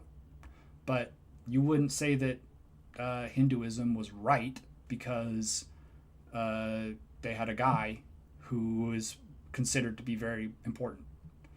You wouldn't consider that Islam is right because Muhammad claimed to be inspired, peace be upon him. I want to not offend any of my Muslim viewers. You wouldn't assume that Islam is right just because Muhammad, again, peace be upon him, right? Man in white before they've ever even heard of Jesus, but then they later come to believe it was him. You can claim people familiar with Christianity convince themselves of delusions that they've experienced in firsthand, but it's a serious stretch to say that someone who's never heard of Jesus manufactured delusions of meeting him. Similarly, concerning the Old Testament prophecies, the skeptic can maintain that the narratives about Jesus were post hoc shoehorned into those prophecies, but we can only say that about some of them. So the virgin birth, for instance, would have been an easy invention, but we can't say that pierced hands and feet described in Psalm 22 was later shoehorned onto Jesus. The crucifixion is an established fact. We talked about Psalms 22. Know his hands and feet were pierced. So that definitely happened hundreds of years after the psalmist wrote about it. On a legend theory, we would just have to take that as a striking coincidence. More generally, we could take the prophecies one by one that are applied to Jesus and evaluate which ones were plausibly brought in after the fact, and we'd have a whole complicated spectrum of plausibility, but suffice it to say for now that it's mixed. Some prophecies would have been... So you could just come up with other explanations and it could make sense. That's what he's saying. Easy to shoehorn into Jesus' life, and others not so much. Finally, a purely legendary resurrection doesn't explain the empty tomb at all, so the legend would need to add some additional postulates or hypotheses. We have no proof that there was an empty tomb. We don't have proof of that historically. We have stories about it that were not told by eyewitnesses, which we've already discussed. Eyewitness testimony, unreliable, spotty, but the mark probably came from the 60s, maybe the 50s, and the first scrap of it we have is from the middle of the 2nd century. These are not contemporaneous accounts. This is not like they went to the tomb and they were like, oh my goodness, it's empty, we need to write this down. Again, maybe they did go to a tomb. Maybe there were people who went to a tomb that they thought Jesus was in, and that's why this story about Jesus coming back from the dead exists. But we weren't there, and the accounts in the Gospels are all different. So there is a level of uncertainty there for me. Ad hoc to explain why the tomb was found empty. In summary, the resurrection as a legend has some explanatory scope, but there remain significant questions that also need to be accounted for. All right, what about explanatory power? In other words, if we assume that Jesus' first century followers invented legends around him, are the established facts we have in this case what we would expect to see? Well, the Jews of that era thought their Messiah would be a military leader who would crush the Romans. They had no expectation of a dying and rising Messiah. When Christians say Jesus is the Messiah, what they typically mean is that Jesus was the one sent by God to die for the sins of the world and to be raised from the dead. There's no Jew in the days of Jesus who thought that's what the Messiah was going to be. Correct. There were no Jews who thought that. In their culture, women were not seen as credible witnesses, so it would have been strange Also to admit correct. women as the first witnesses to the resurrection. It would have made more sense to just have Jesus show up somewhere the men were gathered rather than hanging out at the tomb till the women arrived. On a legend theory, we wouldn't expect any of the supposed first-hand witnesses to willingly die for the claim that they saw him risen, but there are strong... I think this is the argument of mortification, right? The idea that if something is embarrassing, why would you include it? Or if it's like if it's sort of a weird detail, that probably means it's true, because why would you include it if you're making it up? And I mean, that's an interesting idea, but it's not sufficient, because Bart has talked about this. You know, I hate to keep referring to Bart, but he is more learned and more practiced on this stuff than I am. There are court stories that get made up that are trying to explain things or trying to make a point, and they include embarrassing details because it's court storytelling. It's a tradition. Historical reasons for thinking that Peter, Paul, and 2 different Jameses died for just that. And in general, Jesus' followers have a reputation from the very start, such as the writings of Tacitus and Pliny the Younger, for being impossible to dissuade from their Jesus worship. You can torture a Christian to death, slow and brutal, and with their dying breath, they'll praise Jesus all the same. This is an unexpected phenomenon to develop, while numerous first-hand witnesses to Jesus' execution are still walking the earth. And again, on a legend theory, we wouldn't expect many of the ongoing supernatural experiences that people have with Jesus, even when they've never heard of him. So explanatory... Corey keeps bringing this up. He hasn't really mentioned any of these stories. I've heard Bart talk to people who make the same claim. Most of the people that have these visions of Jesus become Christians. Weird how that happens. They don't know what they saw, and then someone tells them that what they saw was Jesus. I'm like, oh, I guess I should be a Christian. That doesn't mean that they saw Jesus. Doesn't mean they saw anything. But, yeah, okay. Power is weak here. If the first century followers had invented legends around Jesus, we wouldn't have expected these established facts to be the result. All right, what about plausibility? Well, it's not implausible at the most general level that people would build legends around someone they admire, but for reasons we just discussed, it's not plausible to think Jesus' followers would have invented these particular legends. It's also not plausible that these legends would have shown up so quickly. Again, the resurrection in fulfillment of Old Testament messianic prophecies is believed by Jesus' followers within months of his execution. And we can say this with confidence because in one of Paul's letters to the Corinthian church in the first century, he quotes a summary of Jesus' life, death, resurrection, and appearance to multiple witnesses. The scholars date to within months of Jesus' execution. Conversely, the kinds of legendary embellishments being asserted by skeptics here would generally have taken decades, if not centuries, to develop. I'm not sure what verse he's talking about. He said Corinthians? Who is he talking to?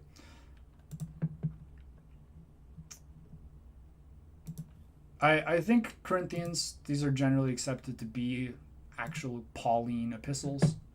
I don't need the interlinear.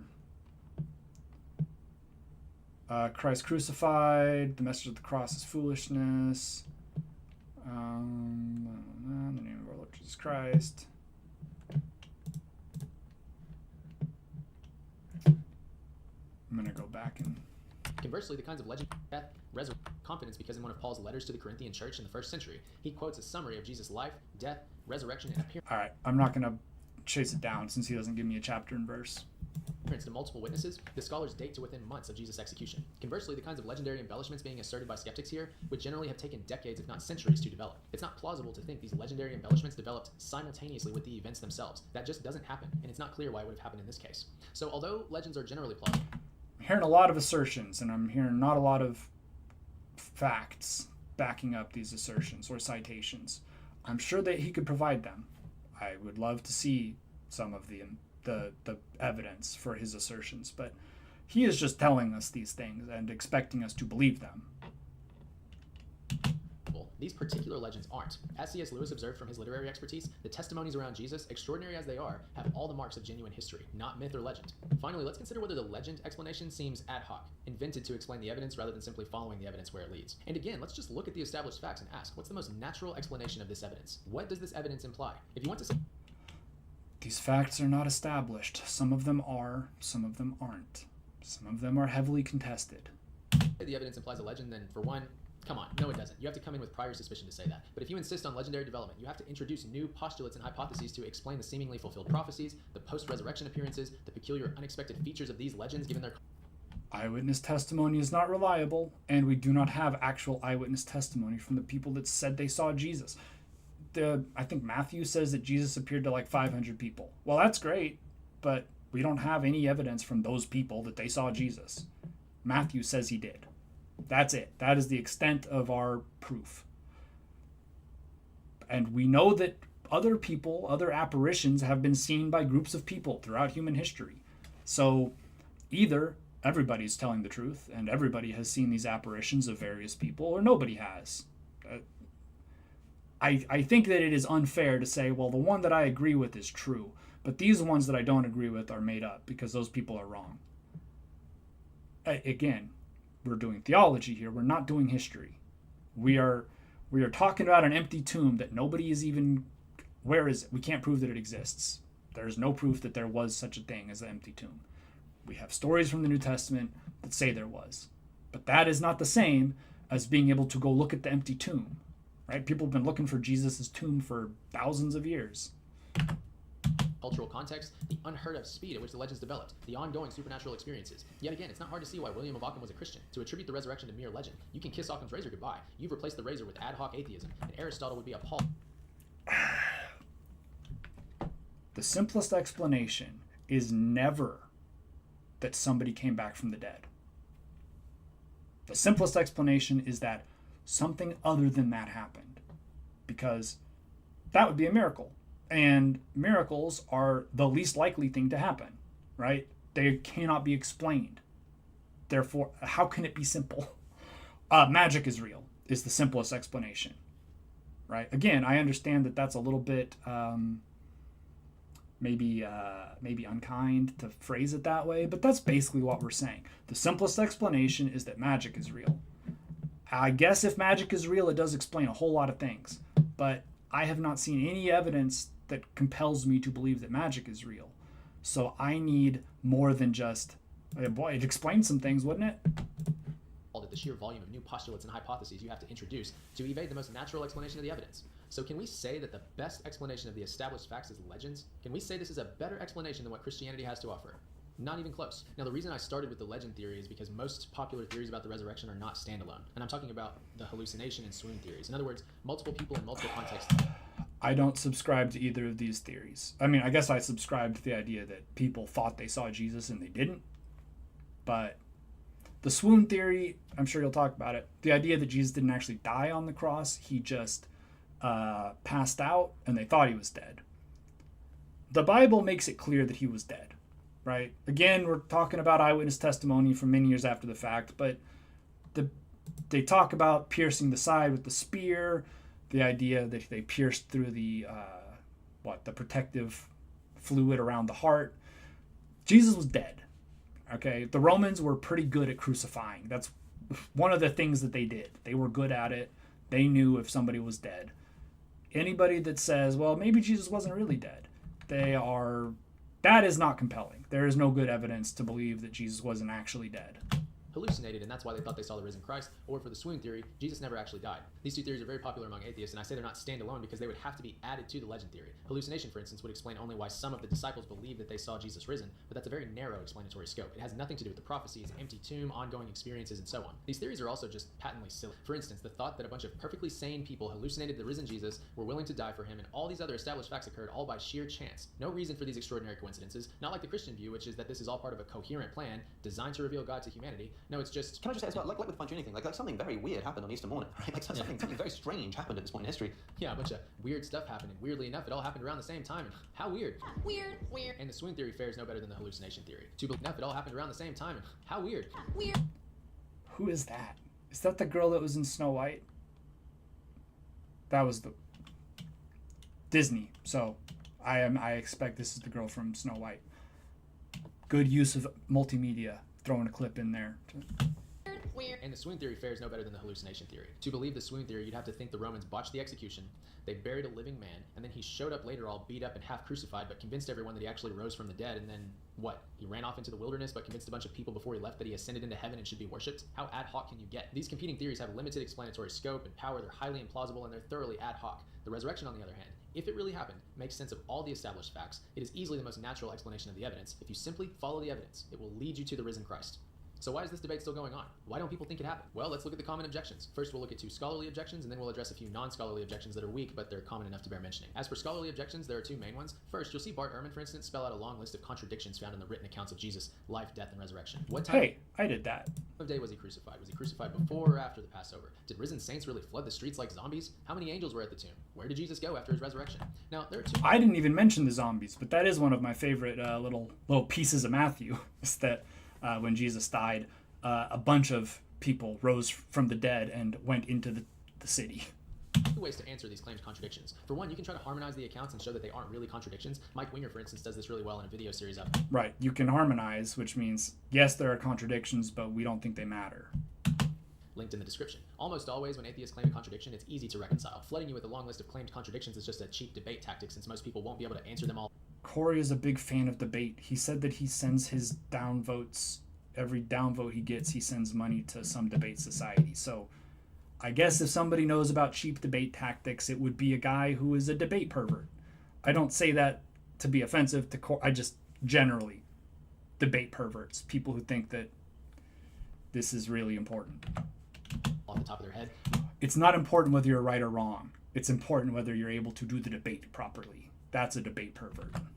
Nor would they have time to if they could. But if you want to try and harmonize them, there are plausible answers to all of them. Or alternatively, you can accept the contradictions as contradictions, but simply get into the historical, cultural, and literary reasons one would expect such accounts to contradict, even when they substantively agree. A very different Mike from Mike Winger is Mike Lacona, who has some excellent research along those lines, also linked in the description. Both He has debated Bart Ehrman and did not win, I will say. I have watched a couple of Bart Ehrman, Mike Lacona debates.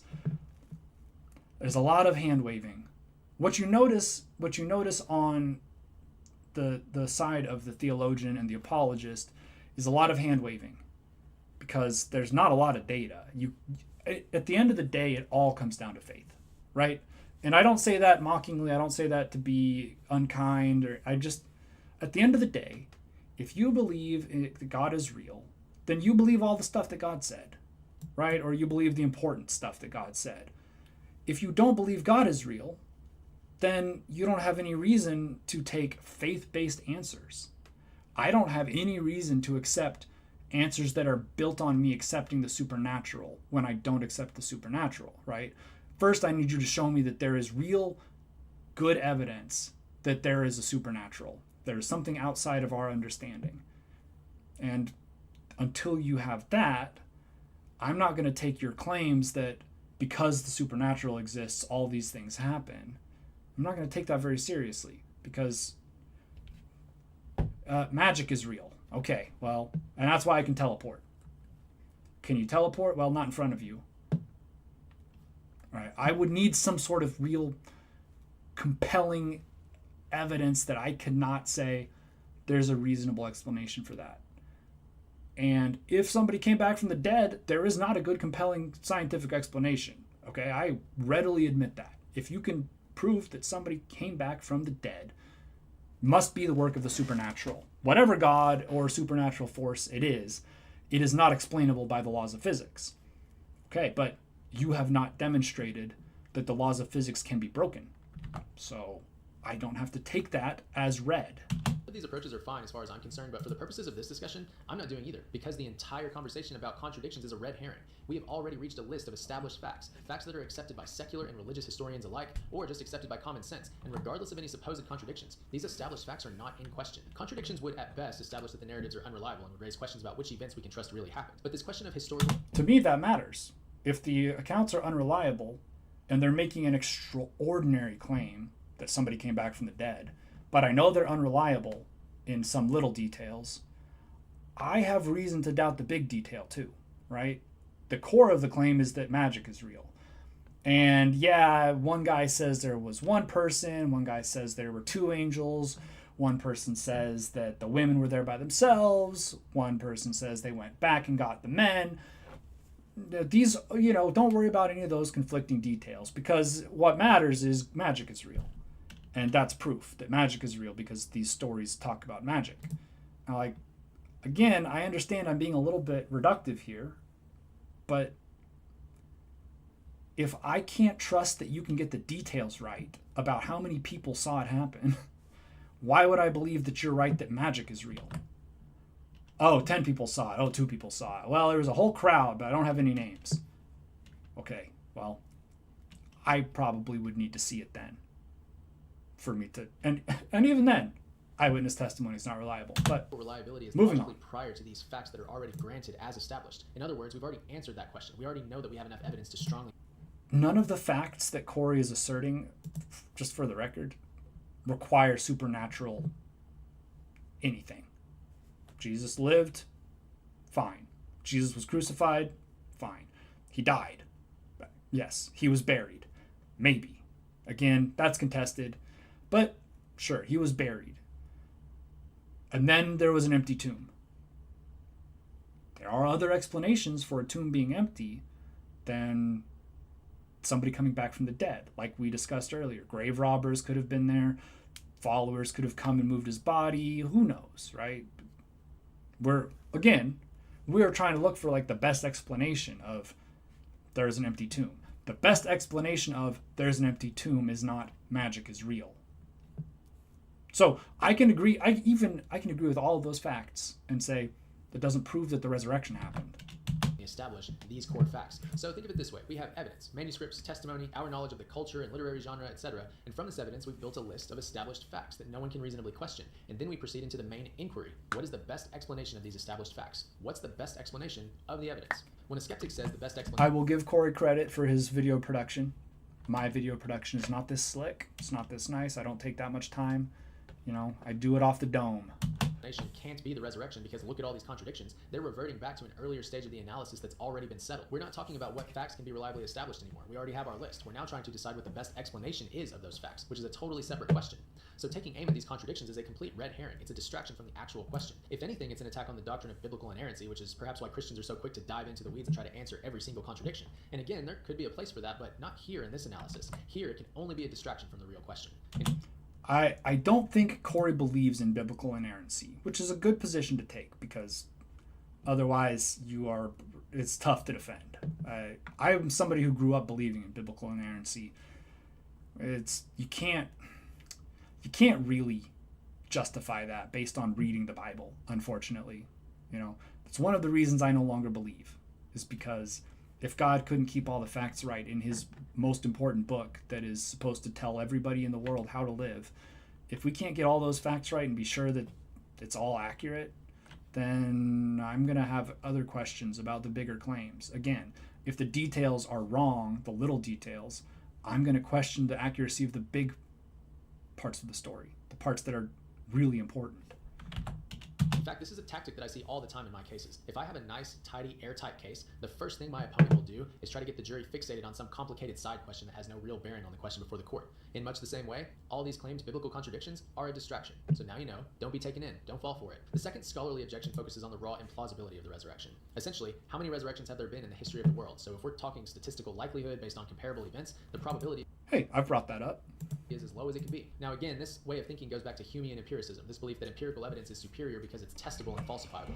Maybe I'm a Humean empiricist, but certainly not because I've studied a lot of Hume. To me, this is a distraction. Oh, these people, they're doing a logical fallacy. Well, I am asking you to say that the possibility of magic being real is more reasonable than the possibility of magic not being real. I have not seen any evidence that magic is real, so the weight of the evidence suggests it isn't. You have to prove that it is. That is on you. You don't get to tell me that I am a Humean empiricist and I just don't want to... You have to prove to me that there's a good reason to believe in the supernatural. I have yet to hear something compelling from Corey that makes me think, well, I can't argue with that. And I'm trying to be honest and open here. I'm trying to take this stuff and assess it, and I am yet to be convinced. Maybe it's because I'm a Humean empiricist. And since miracle claims can only ever be supported by testimonial evidence, they are inherently suspect. Of course, this line of thinking eliminates all history, since no historical event can be empirically tested, but Corey has argued this before, but you can empirically test historical evidence. We know that Troy is real because we found it. We didn't think it was real, and then people went looking for it, and they found it, and it turns out it is real. So we know that there is a real place called Troy, or referred to as Troy, whatever they called themselves, what the Greeks called them, right? You can go test stuff. You can go to Jerusalem and see that there is a Western Wall and go, oh, that's really old.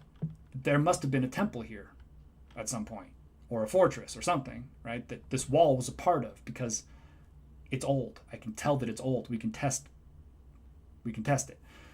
Empirical evidence does not mean he doesn't. I don't know, man. Maybe I missed my calling as a lawyer, because I feel like we have different definitions of empirical. in reply, a skeptic like Ehrman will say, I looked up empirical evidence the last time I did a Corey video, and look, it's even in my recent searches. Empirical evidence is evidence obtained through sense experience or experimental procedure. Now that's from Wikipedia. You don't have to trust that. Let's look at Encyclopedia Britannica. Encyclopedia Britannica. Information gathered directly or indirectly through observation or experimentation. So you can go to a place and observe the things that are there. I've been to Ephesus. I imagine Corey has also been on one of the Harding overseas trips. I've been to Ephesus, where Paul went.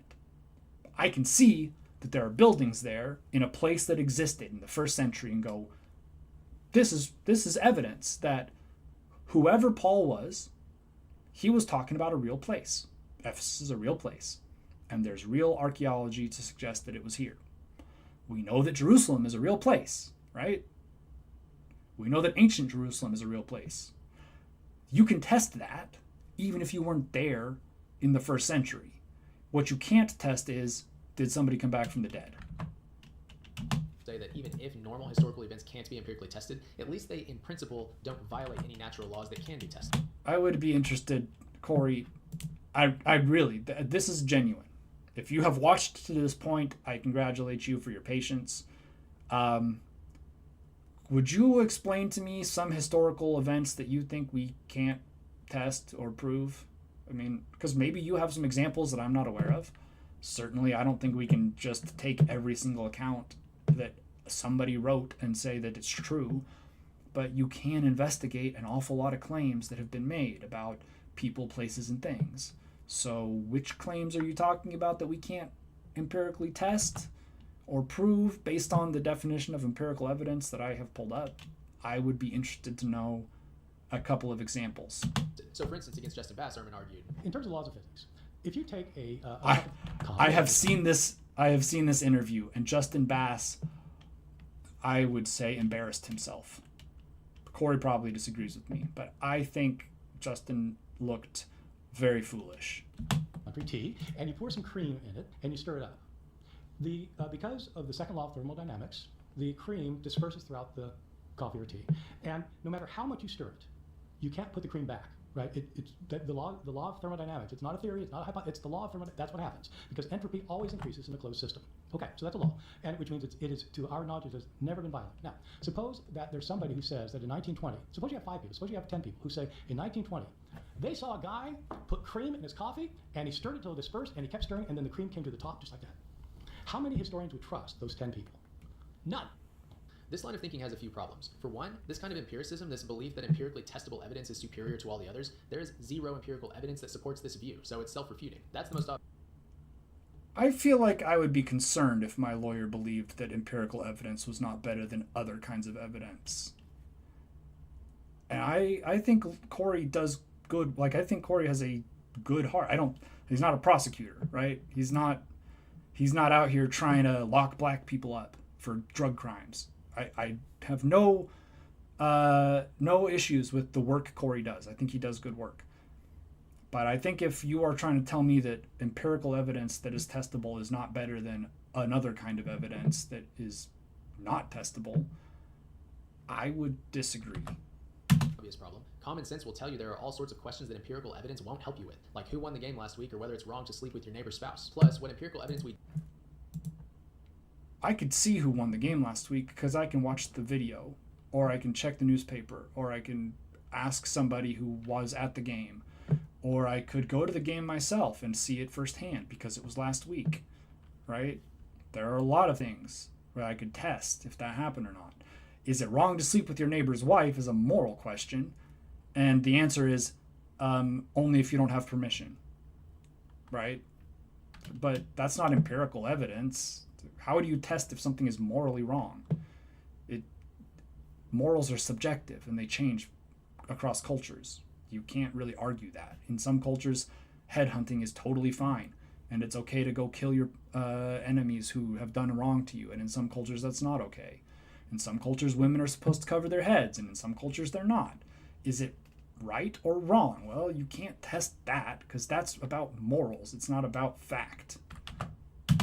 we rely on, we almost always receive secondhand. We didn't run the experiment ourselves. We're accepting the eyewitness testimony of whoever ran the experiment, and we're accepting their interpretation of the results. In all of my cases, expert scientists will review the same evidence and strongly disagree on the interpretation of the results. And to moderate their disagreement, we have to bring in other evidence that isn't empirical, such as evidence of bias. So of course, empirical evidence is useful, but it's not rational to rely on it to the exclusion of all other evidence. In fact, it's not even possible. No one actually follows empiricism in practice. Every day we make...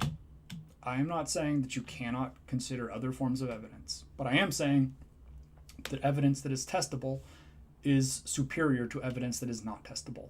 Perfectly rational decisions based on evidence that isn't empirical. Strict empiricism is only brought in when someone doesn't want to follow the evidence where it leads, and they need an intelligent-sounding way to eliminate the evidence that they don't like. But it's also not rational to do what Ehrman does and place the laws of nature in the same category as the laws of mathematics or logic. Why don't I think a person got raised from the dead? Yes. Why isn't that the laws of nature and the laws of I mean, they're sort of, I would say, the same. The laws of math are part of the laws of nature because math has been used to explain a lot of things in nature. Oh, why don't you think Jesus got raised from the dead? I don't think anybody Not got raised from the anybody. dead. Because it violates the laws of nature. Okay. I mean, So you have kind of a materialist, fundamentalist view. well, let me ask this. You think God raised Jesus from the dead, right? Do you think God can break the laws of mathematics? Can God God can't contradict himself, no. No, Because right. he is... Exactly. Mathematics is his language. That's right. The other language he uses is physics. Can he break the laws of physics? Which is also math. I think we're getting off. No, we are not. This is precisely. You asked me why I don't believe it. Well- And the reason I don't believe it is because it violates the laws of physics. And I don't he think can feed God. things into a system, for I sure. don't think God can break the law of physics any more than he can break the law of mathematics. Feeding things into a system to bring a dead person to life is not the same thing as making 2 + 2 5. That's completely different things. They are both laws that have never been broken in history. The laws of mathematics and logic are languages for describing what can be experienced, and when you divorce them from reality, they cease to mean anything. That's why it's impossible to draw, for instance, a square-shaped circle. Not because it's physically impossible, but because square-shaped circle is a meaningless combination of words. You're not describing anything. It's not just impossible to do, it's impossible even to imagine. It's a meaningless concept. Miracles, on the other hand, are easy to imagine. There's a way nature... It's easy for me to imagine a green striped rabbit with 2 butts, but that doesn't mean that that's real or exists in the world. ordinarily works, but it's easy to... I don't understand why it's like, oh, imagination. What? So what? People can imagine miracles. People can imagine that magic is real. But the laws of physics would say that it is not. Imagine, say, a person walking on water. It's not a meaningless concept, it just doesn't typically happen. Oxford mathematician... Typically or ever. There are 2 people that we believe walked on water ever. Jesus and somebody that Jesus enabled to walk on water, Peter. Those are the 2. There are no other stories of people walking on water that have any suggestion of reality unless like they're walking on ice, right? Oh, well, technically that's water. Corey and I would both agree that is a silly argument. If you're like, oh, well, people can walk on ice and ice is frozen water, so proof, right? That would be silly. The Sea of Galilee was not frozen over. I imagine it has never been frozen over. There would not have been ice for them to walk on. So if they're walking on the water, it's denying, it's breaking the laws of physics because water can't support you. And we only have two stories. Well, one story of two people that I'm aware of, unless there are others that Corey knows about that I don't. We only have that one time where people walked on water. And philosopher John Lennox put it this way in his debate with Richard Dawkins. I do not think that miracles are violations of the laws of nature, because the laws of nature describe what normally happens. God, who is the God of this universe and created it with its regularities, is perfectly at liberty to feed a new event into the universe. Just as C.S. Lewis makes a point, if I put $2 plus $2 in my desk tonight, $4.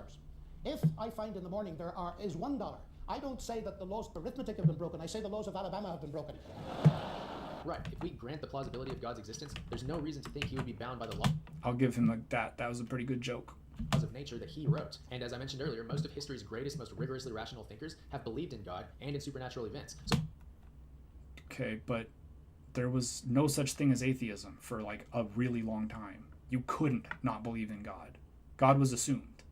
So, okay, that doesn't tell me anything. People who grew up in a Christian world were Christians. I'm not surprised. Muslim thinkers who grew up in the Muslim world mostly ended up being Muslims. I'm, again, not surprised. What does this mean? Oh, a lot of smart people believe that God is real. Okay. A lot of smart people believe God isn't real. Now what? Okay, seriously, now what? Some people think that he was real. That's great. Some people think that he's not. And those people are wrong. Why? Because smart people thought God is real. A lot of smart people think he isn't. A lot of smart people think that God is different than the God that we believe in, or that I used to believe in, right? So what? Who cares? Who cares? I believe that's an appeal to authority. I'm not really up on all the, little debate, logical fallacies, but I think that that's an appeal to authority. If I'm wrong, I apologize. I'm not a debate pervert. But to say supernatural events are so patently implausible that they can never be established by historical testimony is to answer the question before you've asked it. That is the very essence of bias. You come in with a preset notion of what's possible and put blinders on when the evidence says otherwise. Of course, it's understandable why Ehrman analyzes the resurrection this way. For one, he's not a philosopher and appears unaware of how philosophically dubious his strict empiricism is. I've linked the Stanford Encyclopedia of Philosophy article on empiricism in the description, but I can't summarize it for you. The movement is dead. It was a failed philosophical experiment. It's incoherent, self-defeating. But keep in mind, Ehrman didn't lose his faith because he thought the resurrection didn't happen. Maybe about, 25 years or so ago, 30 years ago, I decided I just didn't believe at all. Not because of my biblical scholarship, but because I was wrestling with this problem you mentioned earlier, the problem of evil, and how you can explain this world if there's a God who's in control of it. See, he lost his faith over the problem of evil, which isn't a historical consideration at all. It's a philosophical. It doesn't really matter, because what Bart has said is that as he was going through seminary, he started getting more and more liberal in his approach to interpreting the Bible as he started to understand more and more of the text, right, and the context. To say that you have trouble with the problem of evil and suffering, how can there be a loving God, and yet all these children have AIDS, and all these children are being killed by bombs, people are starving to death every day, right? The rich get richer and the poor get sent to prison. That's a good question, and the Christians have many justifications for why God doesn't intervene or prevent that from happening, and mostly it has to do with sin. But you don't have to argue about God empirically. You can say, I think that the God that I have been told is real is supposed to have the power and the desire to stop this stuff, and he doesn't. Why doesn't he? Maybe it's because he's not real. But Bart was already well on his way to agnosticism at that point, based on his own telling. Philosophical one, but he's a biblical scholar. What is a biblical scholar to do with the resurrection when on separate philosophical grounds he's decided that God doesn't exist? The best he can do to upend the resurrection is to ship in dogma from the outside, strict empiricism. It's philosophically debunked, clearly self-refuting, but it permits him to ignore where the evidence leads. And notice, he doesn't offer any alternative to the resurrection. He simply insists that wherever the evidence... He has offered many alternatives to the resurrection in other places. I will just say he has a podcast where he has a whole episode about the resurrection. So this is maybe picking one time when Bart was speaking to one person and saying, well, he didn't do it then. If you are interested in learning more about what Bart Ehrman has to say, he is very visible on YouTube. There are many videos that you can find. He has a great podcast with, what's her name? Megan Bowen. I think she still has her maiden name. But the wife of Josh Bowen, a philologist, expert in ancient Semitic languages. Leads, it couldn't be a resurrection because miracles simply can't happen. Do you see what he's done? He's a biblical scholar with some knowledge of history, sure, but he's not rejecting the resurrection on historical grounds. To deny the resurrection, he has to step out of his area of expertise and smuggle in bad philosophy. In that sense, he's quite a bit like Dawkins, whose scientific expertise got him noticed, but he just used it to smuggle bad philosophy to the masses. So decide for yourself whether you'll follow the evidence where it leads, or instead ignore any evidence that violates your pre-existing dogma. But if you choose the dogmatic approach, don't kid yourself that you've approached this question with a rigorously unbiased analysis. You might as well admit that your faith is in empiricism and that your approach is dogmatic. If it's a dogma you're proud of, you might as well just own it. And if not, maybe it's time you rethink your dogma. So much for... Again, I'll just ask if you think I've been dogmatic here or if you think I have raised genuine questions that don't seem answerable. Scholarly objections. Let's briefly tackle a couple of non-scholarly objections. Again, these are not strong, they're just comments, so we might as well address them. And here's one that I've gotten several times. The evidence for the resurrection is all hearsay. It wouldn't be admissible in court. So, what does the physical evidence about the resurrection tell us? Well, as far as I'm aware, there is no physical evidence. There's only a story and testimonials. Testimonials about, hey, so-and-so saw this, or this is what happens. If Christianity is true, then the resurrection of Jesus must be the single most important fact in history. And for that fact, we have nothing but hearsay. Now, that hearsay wouldn't be admissible in a court, and certainly the standard I would... I don't care about whether it would be admissible in court or not.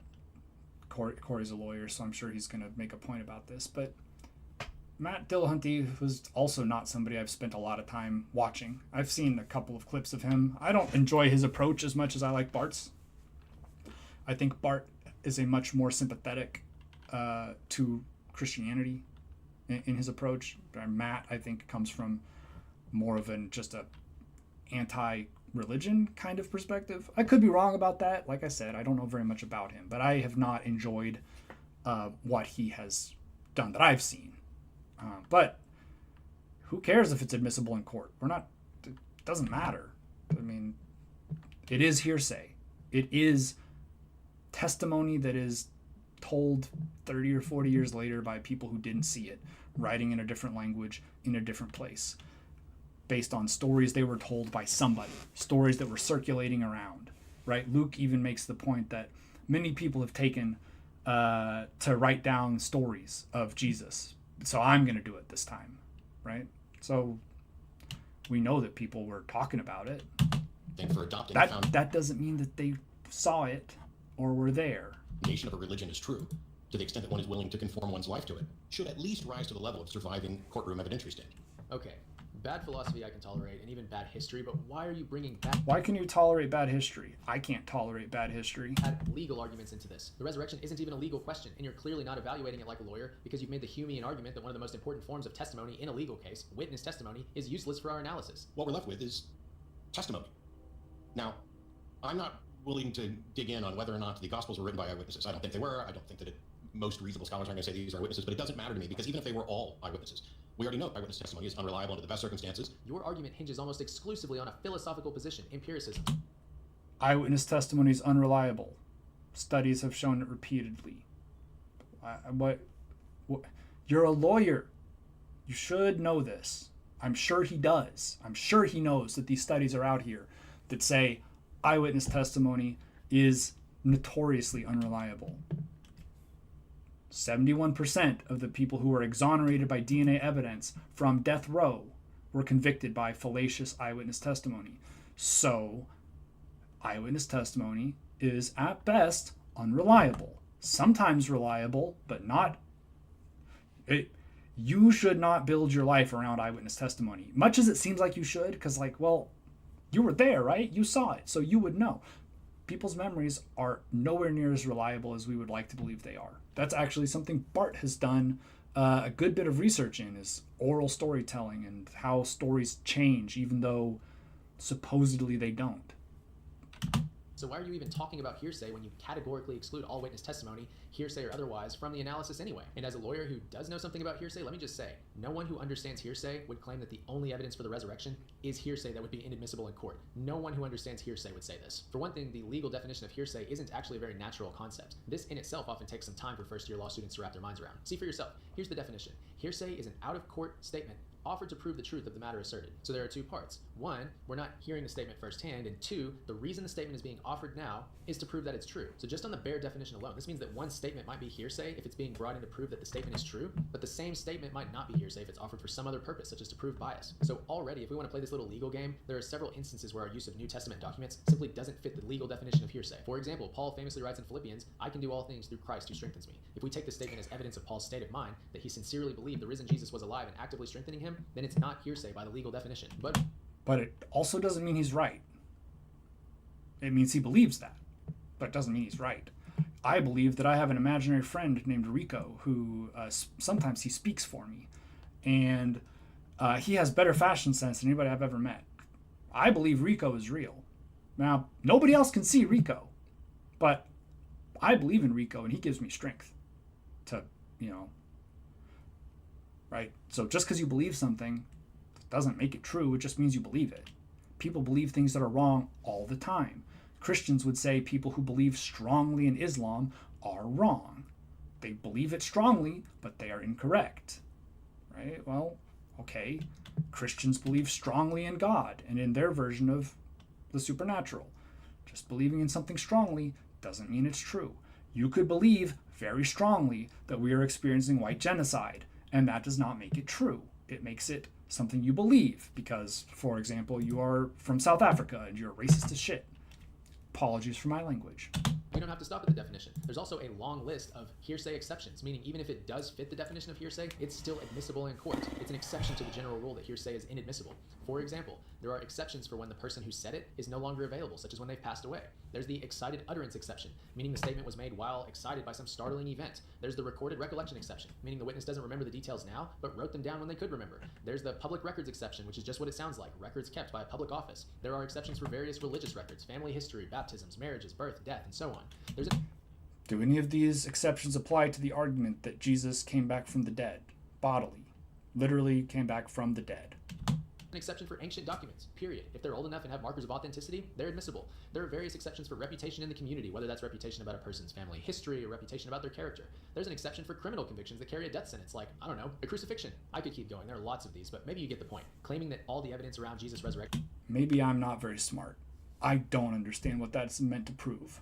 There are a bunch of exceptions to hearsay. Okay, so do any of those prove that magic is real and that Jesus came back from the dead because people say he did? I was unable to pick out any of those that would say, see, this is why we know that Jesus came back from the dead. Is hearsay and therefore would not be admissible in court. Let's just say there's a reason that no serious scholars are making this argument. And I should add, you can hardly claim to be a skeptic when you're willing to confidently assert what happens in a courtroom without making sure you understand at least the basics of what you're talking about. You're already stacking bad historical analysis on top of bad philosophy. Don't stack bad legal analysis on there as well. Someone might begin to... To me, this feels like a distraction and a hand wave. Corey talked about it earlier, how sometimes people will focus on like little things that are not really germane, but that you can make a big deal out of and to try to convince people. I don't think that the point Matt Dillahunty was making, and again, I'm not a Matt Dillahunty fan, but I don't think the point he was making is, as a lawyer, this is not admissible in court.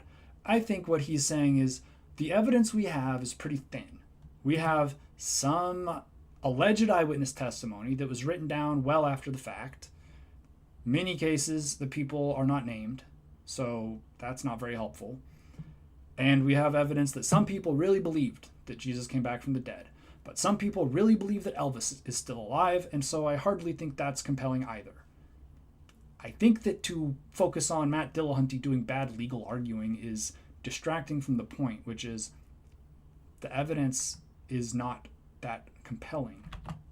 Fact that you're just throwing stuff at the wall to see what sticks, almost as if you never wanted to believe in the first place and are just looking for every possible way to evade the evidence, no matter how shallow the argument. It would be a lot simpler and more honest to just say, I don't want to believe, so don't try to convince me, and leave it at that. Another non-scholarly objection that I hear constantly is, if the resurrection really happened, I would expect the evidence to be stronger. Of course, there are lots of arguments for the existence of God, and some of them are quite interesting and sometimes compelling. When people say that there isn't enough evidence, I don't think it's just the case that there isn't enough evidence by a sort of normal standard. We're often told, for example, if we talk about the resurrection of Jesus of Nazareth, we say, look, we've got multiple sources for the life and times of Jesus that sometimes say slightly different things or leave out various details, and it's really not that much to be going on. It's not sufficient. And the response might come, but look, the standard of historical evidence, if you look at any other kind of event around that time, the amount of evidence we have is way above the bar. That may be true, but what are we talking about here?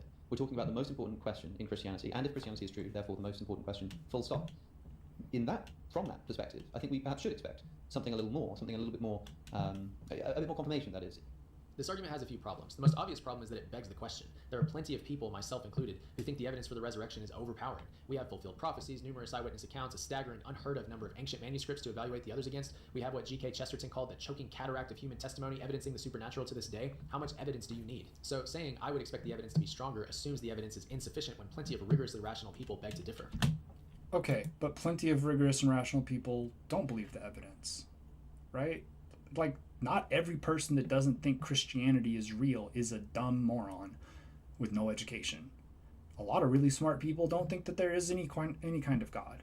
A lot of smart people think that the God of the Bible isn't real, but other God is.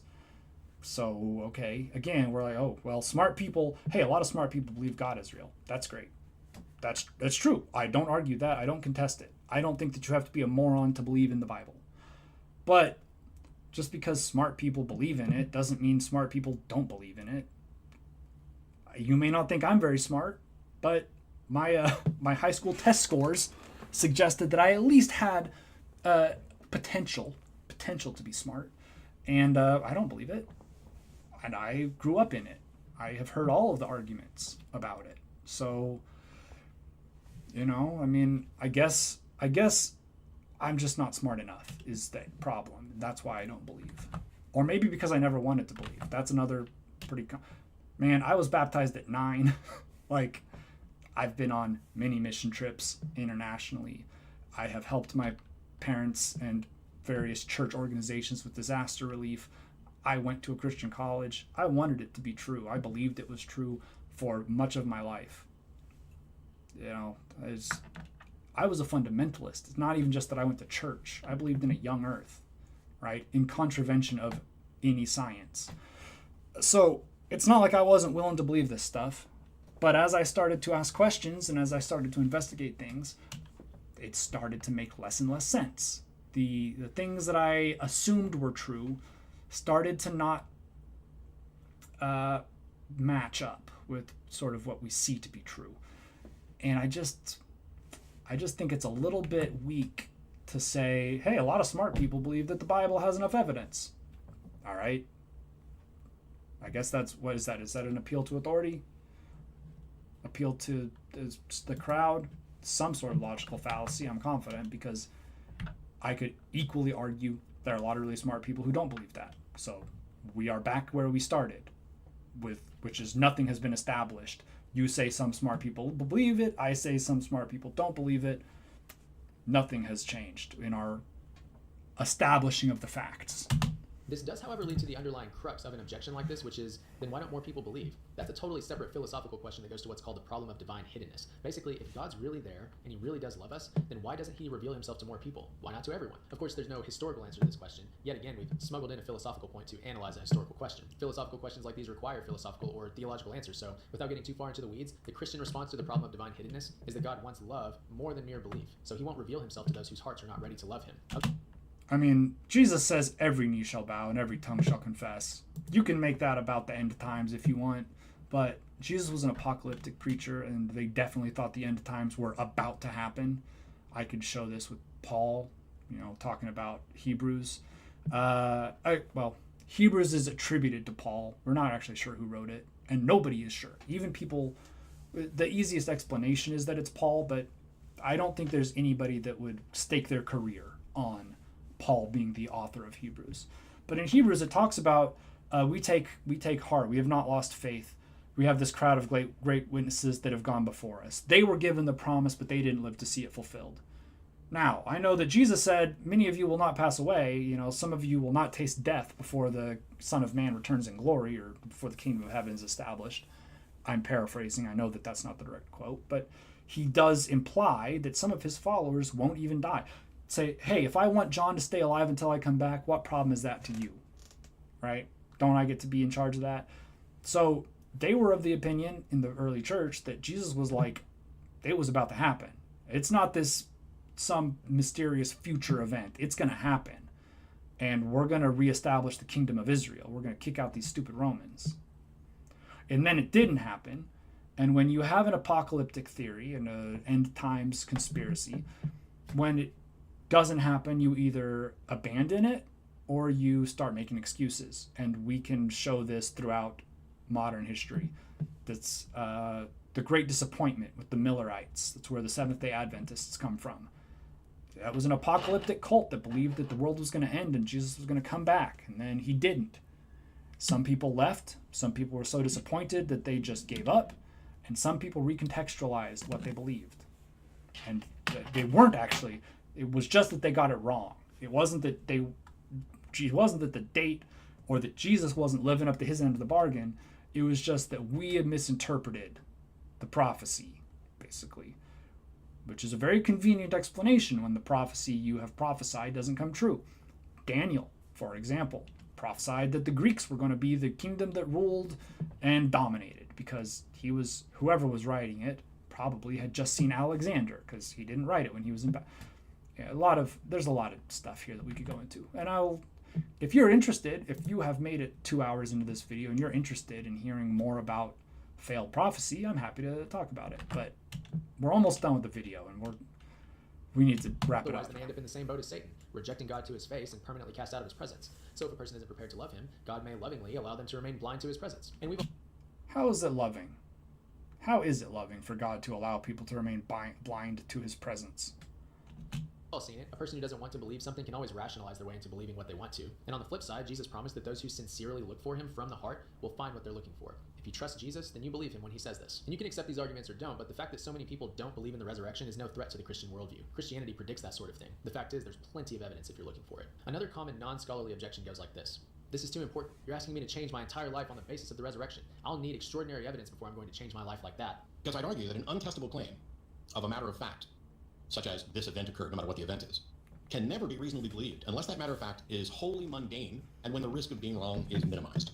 So if somebody were to say George Washington had a dog named Piggy, the risk of accepting that claim being wrong is fairly trivial.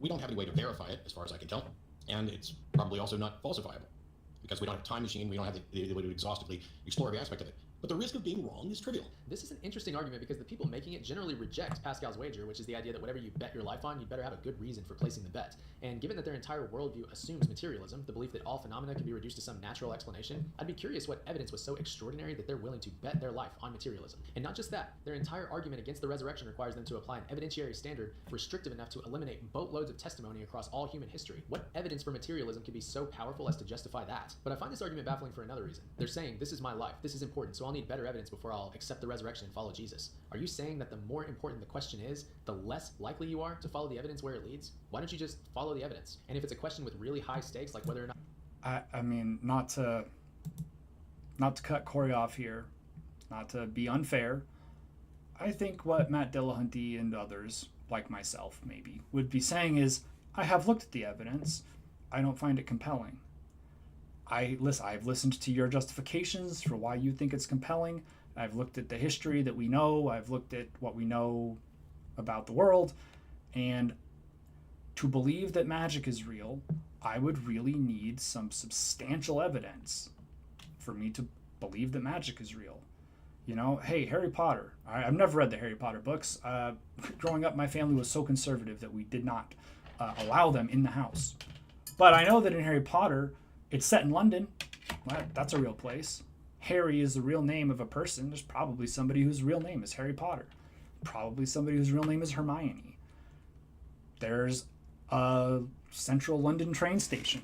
There's even now a plaque for platform 9 3/4. Does that mean that the magic in Harry Potter is real?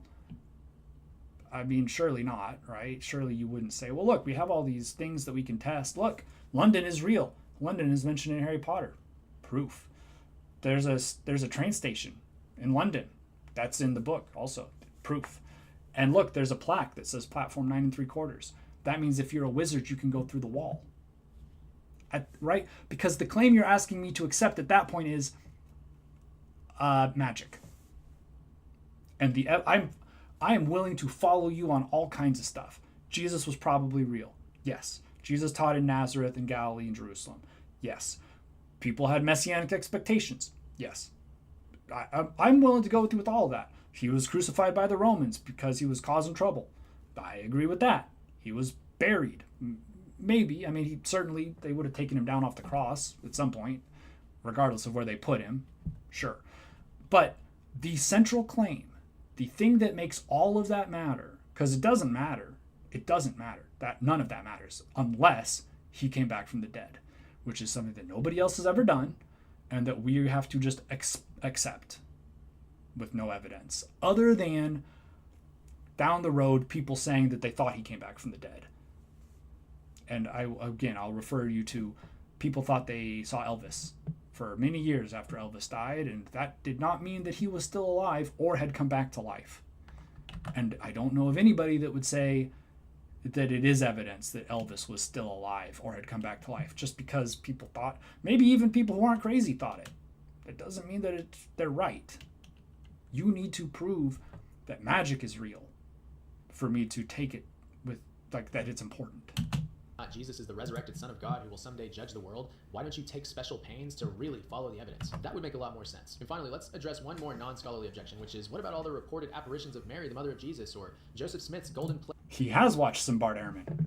This is a good point. He watched that video with Justin Bass where Bart's talking about how Joseph Smith had people who swore affidavits that they had seen the golden tablets of Thoth or whatever be handed to Plates in the rise Joseph of Mormonism Smith. or Muhammad's transmission of the Quran. The underlying reasoning here is that it's all the same kind of evidence, eyewitness testimony about supernatural experiences. So why are we prioritizing one miracle over the other? It's a pretty obvious error being committed here. Just because two claims are supported by the same kind of evidence, that doesn't mean they're supported by the same strength of evidence. You take every claim on a case-by-case basis. Some claims involve more witnesses than others, some have witnesses more biased than others, some involve clear signs of collusion or fabrication, some involve predictions that never came true. There are all sorts of factors at play for any given claim. Joseph Smith, for instance, had a long history of failed predictions and got caught in multiple lies and cons before starting the Mormon church. And he, like many powerful men, unfortunately had a thing for little girls. He displays all the markers of your standard charismatic con man. I am totally not pro-Mormon, and it's fine to say that Joseph Smith was a bad person. Sort of weird to just throw in that he was a pedophile. I mean, you're not going to find me arguing that we should protect pedophiles, but like, that, I mean, that's just character assassination, right? I don't know that actually means he's right or wrong. Just because you are predisposed to like children does not mean that you can't know something about math, for example. I have here, in fact, this copy of The Affectionate Shepherd, which is a book, it's a poem. I learned about it in a book called The Ottomans by Mark David Baer. I think it's really interesting and worth reading. I would highly recommend you check it out if you get the opportunity. It came out a couple years ago, and it's about the rise of the Ottoman Empire. There was a lot of interest in young men, and this has been true for thousands of years. It's true in Greek culture, it's true in Roman culture, it's true in Ottoman culture. It's also true in Western culture, which people maybe don't want to talk about, but this poem is from about 1600. Daphnis is a male name in Greek. Ganymede is a young boy. If it be sin to love a sweet-faced boy, if it be sin to love a lovely lad, oh, then sin I, for whom my soul is sad.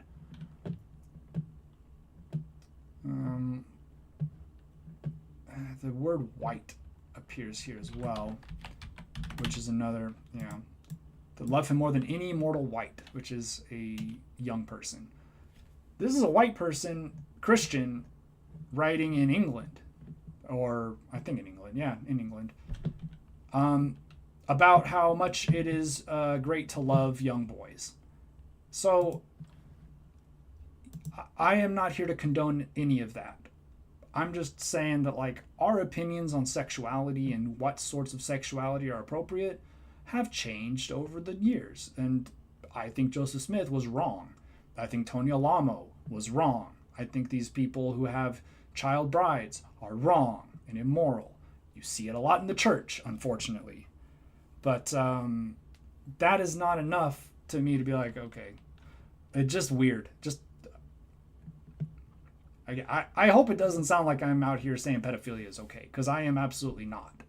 Just I don't know why you needed to throw in that Joseph Smith was a person who liked young girls. What that doesn't have anything to do with his religion. I don't know. Maybe it does. I haven't read the Book of Mormon, so maybe I am misunderstanding Mormon belief. I know that Mormon belief was very racist early on, very anti-Semitic, but that feels unwarranted. Like, it doesn't feel like you're making your point better to do character assassination. It doesn't mean he's more or less incorrect in what he believed. It just means that he was incorrect to believe that it's okay to have little girls as sexual partners. Out for his own fame and pleasure, and what better way for him to secure sex from a bunch of little girls than to convince everyone that, no, trust me, God wants this. So when he claims he's seen an angel and been handed some golden plates that he unfortunately can't show you right now, we can safely assume that it's just another con. But that's just one easy example. The point is, no two historical claims are alike, including miraculous ones. The life, death, and resurrection of Jesus is a distinct event that has to be evaluated on its own merits, and the fact that other similar claims are made has no bearing on the likelihood of this one. But also, is it really helpful to the skeptic's case trying to refute the resurrection by pointing to other miracles? They're basically saying, how ridiculous to think that Jesus rose from the dead. Miracles don't happen. Just look at all this evidence for other miracles. Perhaps so many... What evidence? Nobody is suggesting that Joseph Smith was telling the truth. Like that, the way I understand it, I have watched the debate that Corey is thinking of. It's the debate with Justin Bass, and they spend a long time talking about Joseph Smith and these golden tablets. And the point that Bart is trying to make is that just because Joseph Smith said it happened, and that there were witnesses who testified that it happened, swore affidavits that it happened, that doesn't mean that it happened. They claim that it was miraculous, but we don't think it was.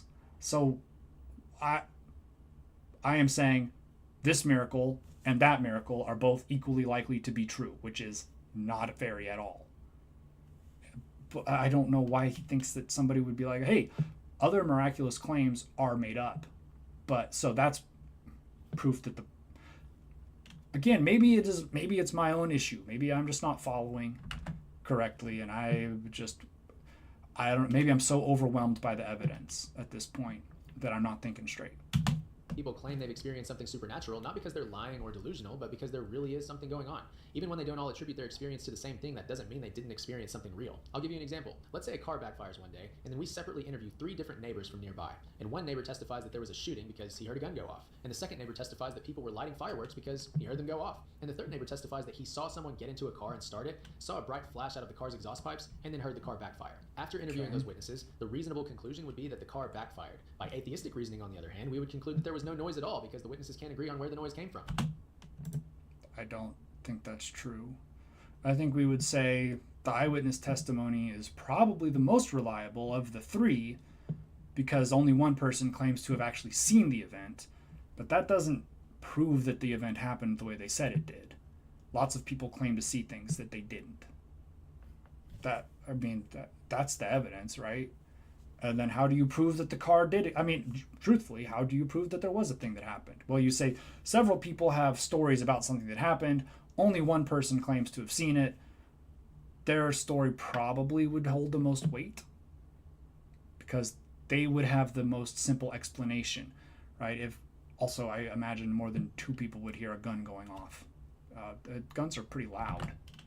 Not a very strong argument. The claims of countless other people about supernatural experiences, even the ones they don't attribute to Christian causes, don't undermine the Christian worldview. If anything, they support it. And that brings us to the end of our analysis. It's the most important question in the history of the world. Who is Jesus? Was he everything he claimed to be? Did he really rise from the dead? If he did, we had better take him seriously. And if he did, we have an incredible hope that you'll find in no other worldview. The Jesus who promoted unconditional love for all people is the Jesus who rose from the dead and proves not only that God is love, but that love is strong enough to outlast even death. So take one more look at these facts and decide for yourself. Where does the evidence lead? If not to the resurrection, then where? What's the... Again, these facts here, Messiah, prophecies about a Messiah, fine. Crucifixion, fine.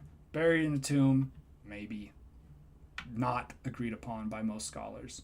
Empty tomb, again, kind of dependent on number 3. We can accept that people went to look for Jesus and couldn't find him. I'm willing to grant that, all right? Perceived resurrection experiences, doesn't mean anything because people can have experiences that aren't real. People can think they saw an apparition. Corey mentioned it. So that is not proof of anything. Just because people thought they saw him doesn't mean they actually did. Ongoing supernatural experiences, similarly, okay, supernatural cannot be proven in any way. It is experiential. Somebody thinks that they had a supernatural experience, but we can't prove it. We just have to believe it, I guess. More reasonable alternative. And where will you place your trust? Because you have to place it somewhere. That's for you to decide. And may God bless you as you do. As for me, I rest my case. I am only going to say here that the comments do not seem to think that he presented an overwhelming case of evidence. Nor do I. Look, Corey's a theologian and he's a debate guy. He likes to do debates and he likes to make little points and try to pick apart arguments, and that's fine. He's a lawyer, right? That's part of the job. But this is not historical. The empty tomb is not historical. Jesus existing is probably historical. We can largely agree that there probably was a guy named Jesus who had a political and religious movement based in apocalypticism, and a lot of people thought that he was going to overthrow the Romans because that's what they were looking for. You can then say, well, we're reading some prophecies onto Jesus to make it more clear that the people who are writing about him believed he was the Messiah. But I showed you with Matthew, right, that Isaiah 7, that verse is taken out of context. I'm hardly the first person to make that observation, but it is. Matthew didn't know what he was saying because he would likely have not used the word for virgin had he known that there was an other explanation for it. Maybe I'm wrong. Maybe he would have. Right? But Matthew didn't write Matthew. Mark didn't write Mark. Those are just assigned names. I think Corey would know better than anyone. Just because a bunch of people say they believe something doesn't make it true. Even a lot of people. Just because a lot of people have had supernatural experiences that they think they had doesn't mean that they actually did. It's personal, evident, right? It's, oh, well, I think I saw something. Well, that's great. Did you really see something? Maybe. But did you have a hallucination? Were you on Ambien? Were you drinking? Were you sobering up? There are a lot of explanations for why people see things. Were you in a time of great grief, and you thought you saw a dead relative or something? There are all kinds of explanations for why people see things, and people see things all the time all over the world who are not religious or who have no concept of Christianity. Corey keeps talking about the man in white. I think that was also from the Justin Bass interview. He seems to have really enjoyed that one. We maybe have very different opinions on how that one went, because I do not think Justin Bass acquitted himself very well. But, listen. I have tried with a minimum of snark and a minimum of sarcasm to take this and really go through it with some seriousness. And I've tried to show why I believe the things I believe. I've tried to provide good explanations for why I don't believe things. I rest my case. Corey, if you have watched this, yeah, this is long. This is a commitment,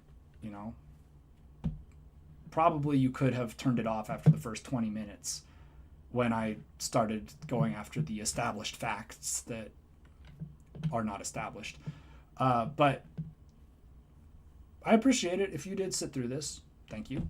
I hope that I have not offended you too deeply. I tried not to get too personal or anything. I definitely disagree with you, and I do not think that the arguments you have laid out are hugely compelling. But to people who already agree with you, I'm sure they are. And that's fine. You're a Christian. You believe in God. You believe in Christianity, and you think that the supernatural is real. I don't. I used to, and I no longer do. I need significant evidence to show me that the supernatural is real. And the entire point that you stopped, you didn't really, you kind of danced all the way around it for almost an hour. The central point is not, was Jesus real? Was he really crucified? Was he really? That's not the point. Though I don't contest that. That is irrelevant. The only thing that matters, absolutely the only thing that matters, is, did God raise him from the dead? Was he literally God, and did he come back from the dead? And you cannot prove that. You cannot show evidence that he came back from the dead. It is impossible. It's faith. I'm not saying that it's bad, right? But you cannot prove it. There is no way to prove it.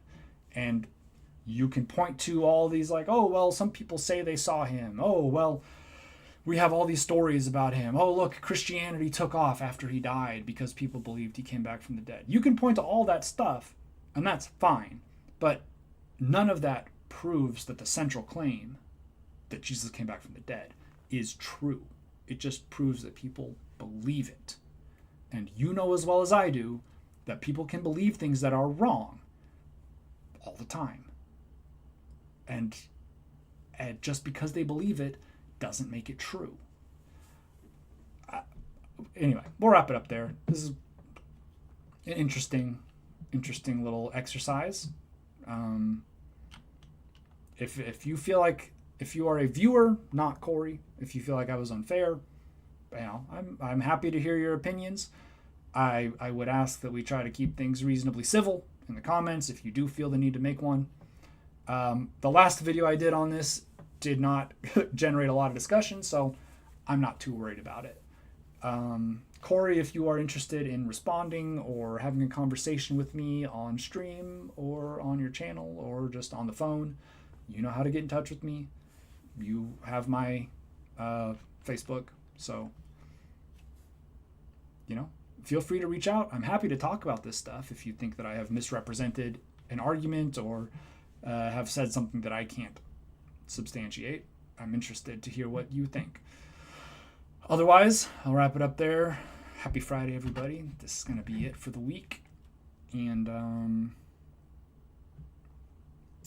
go Cubs.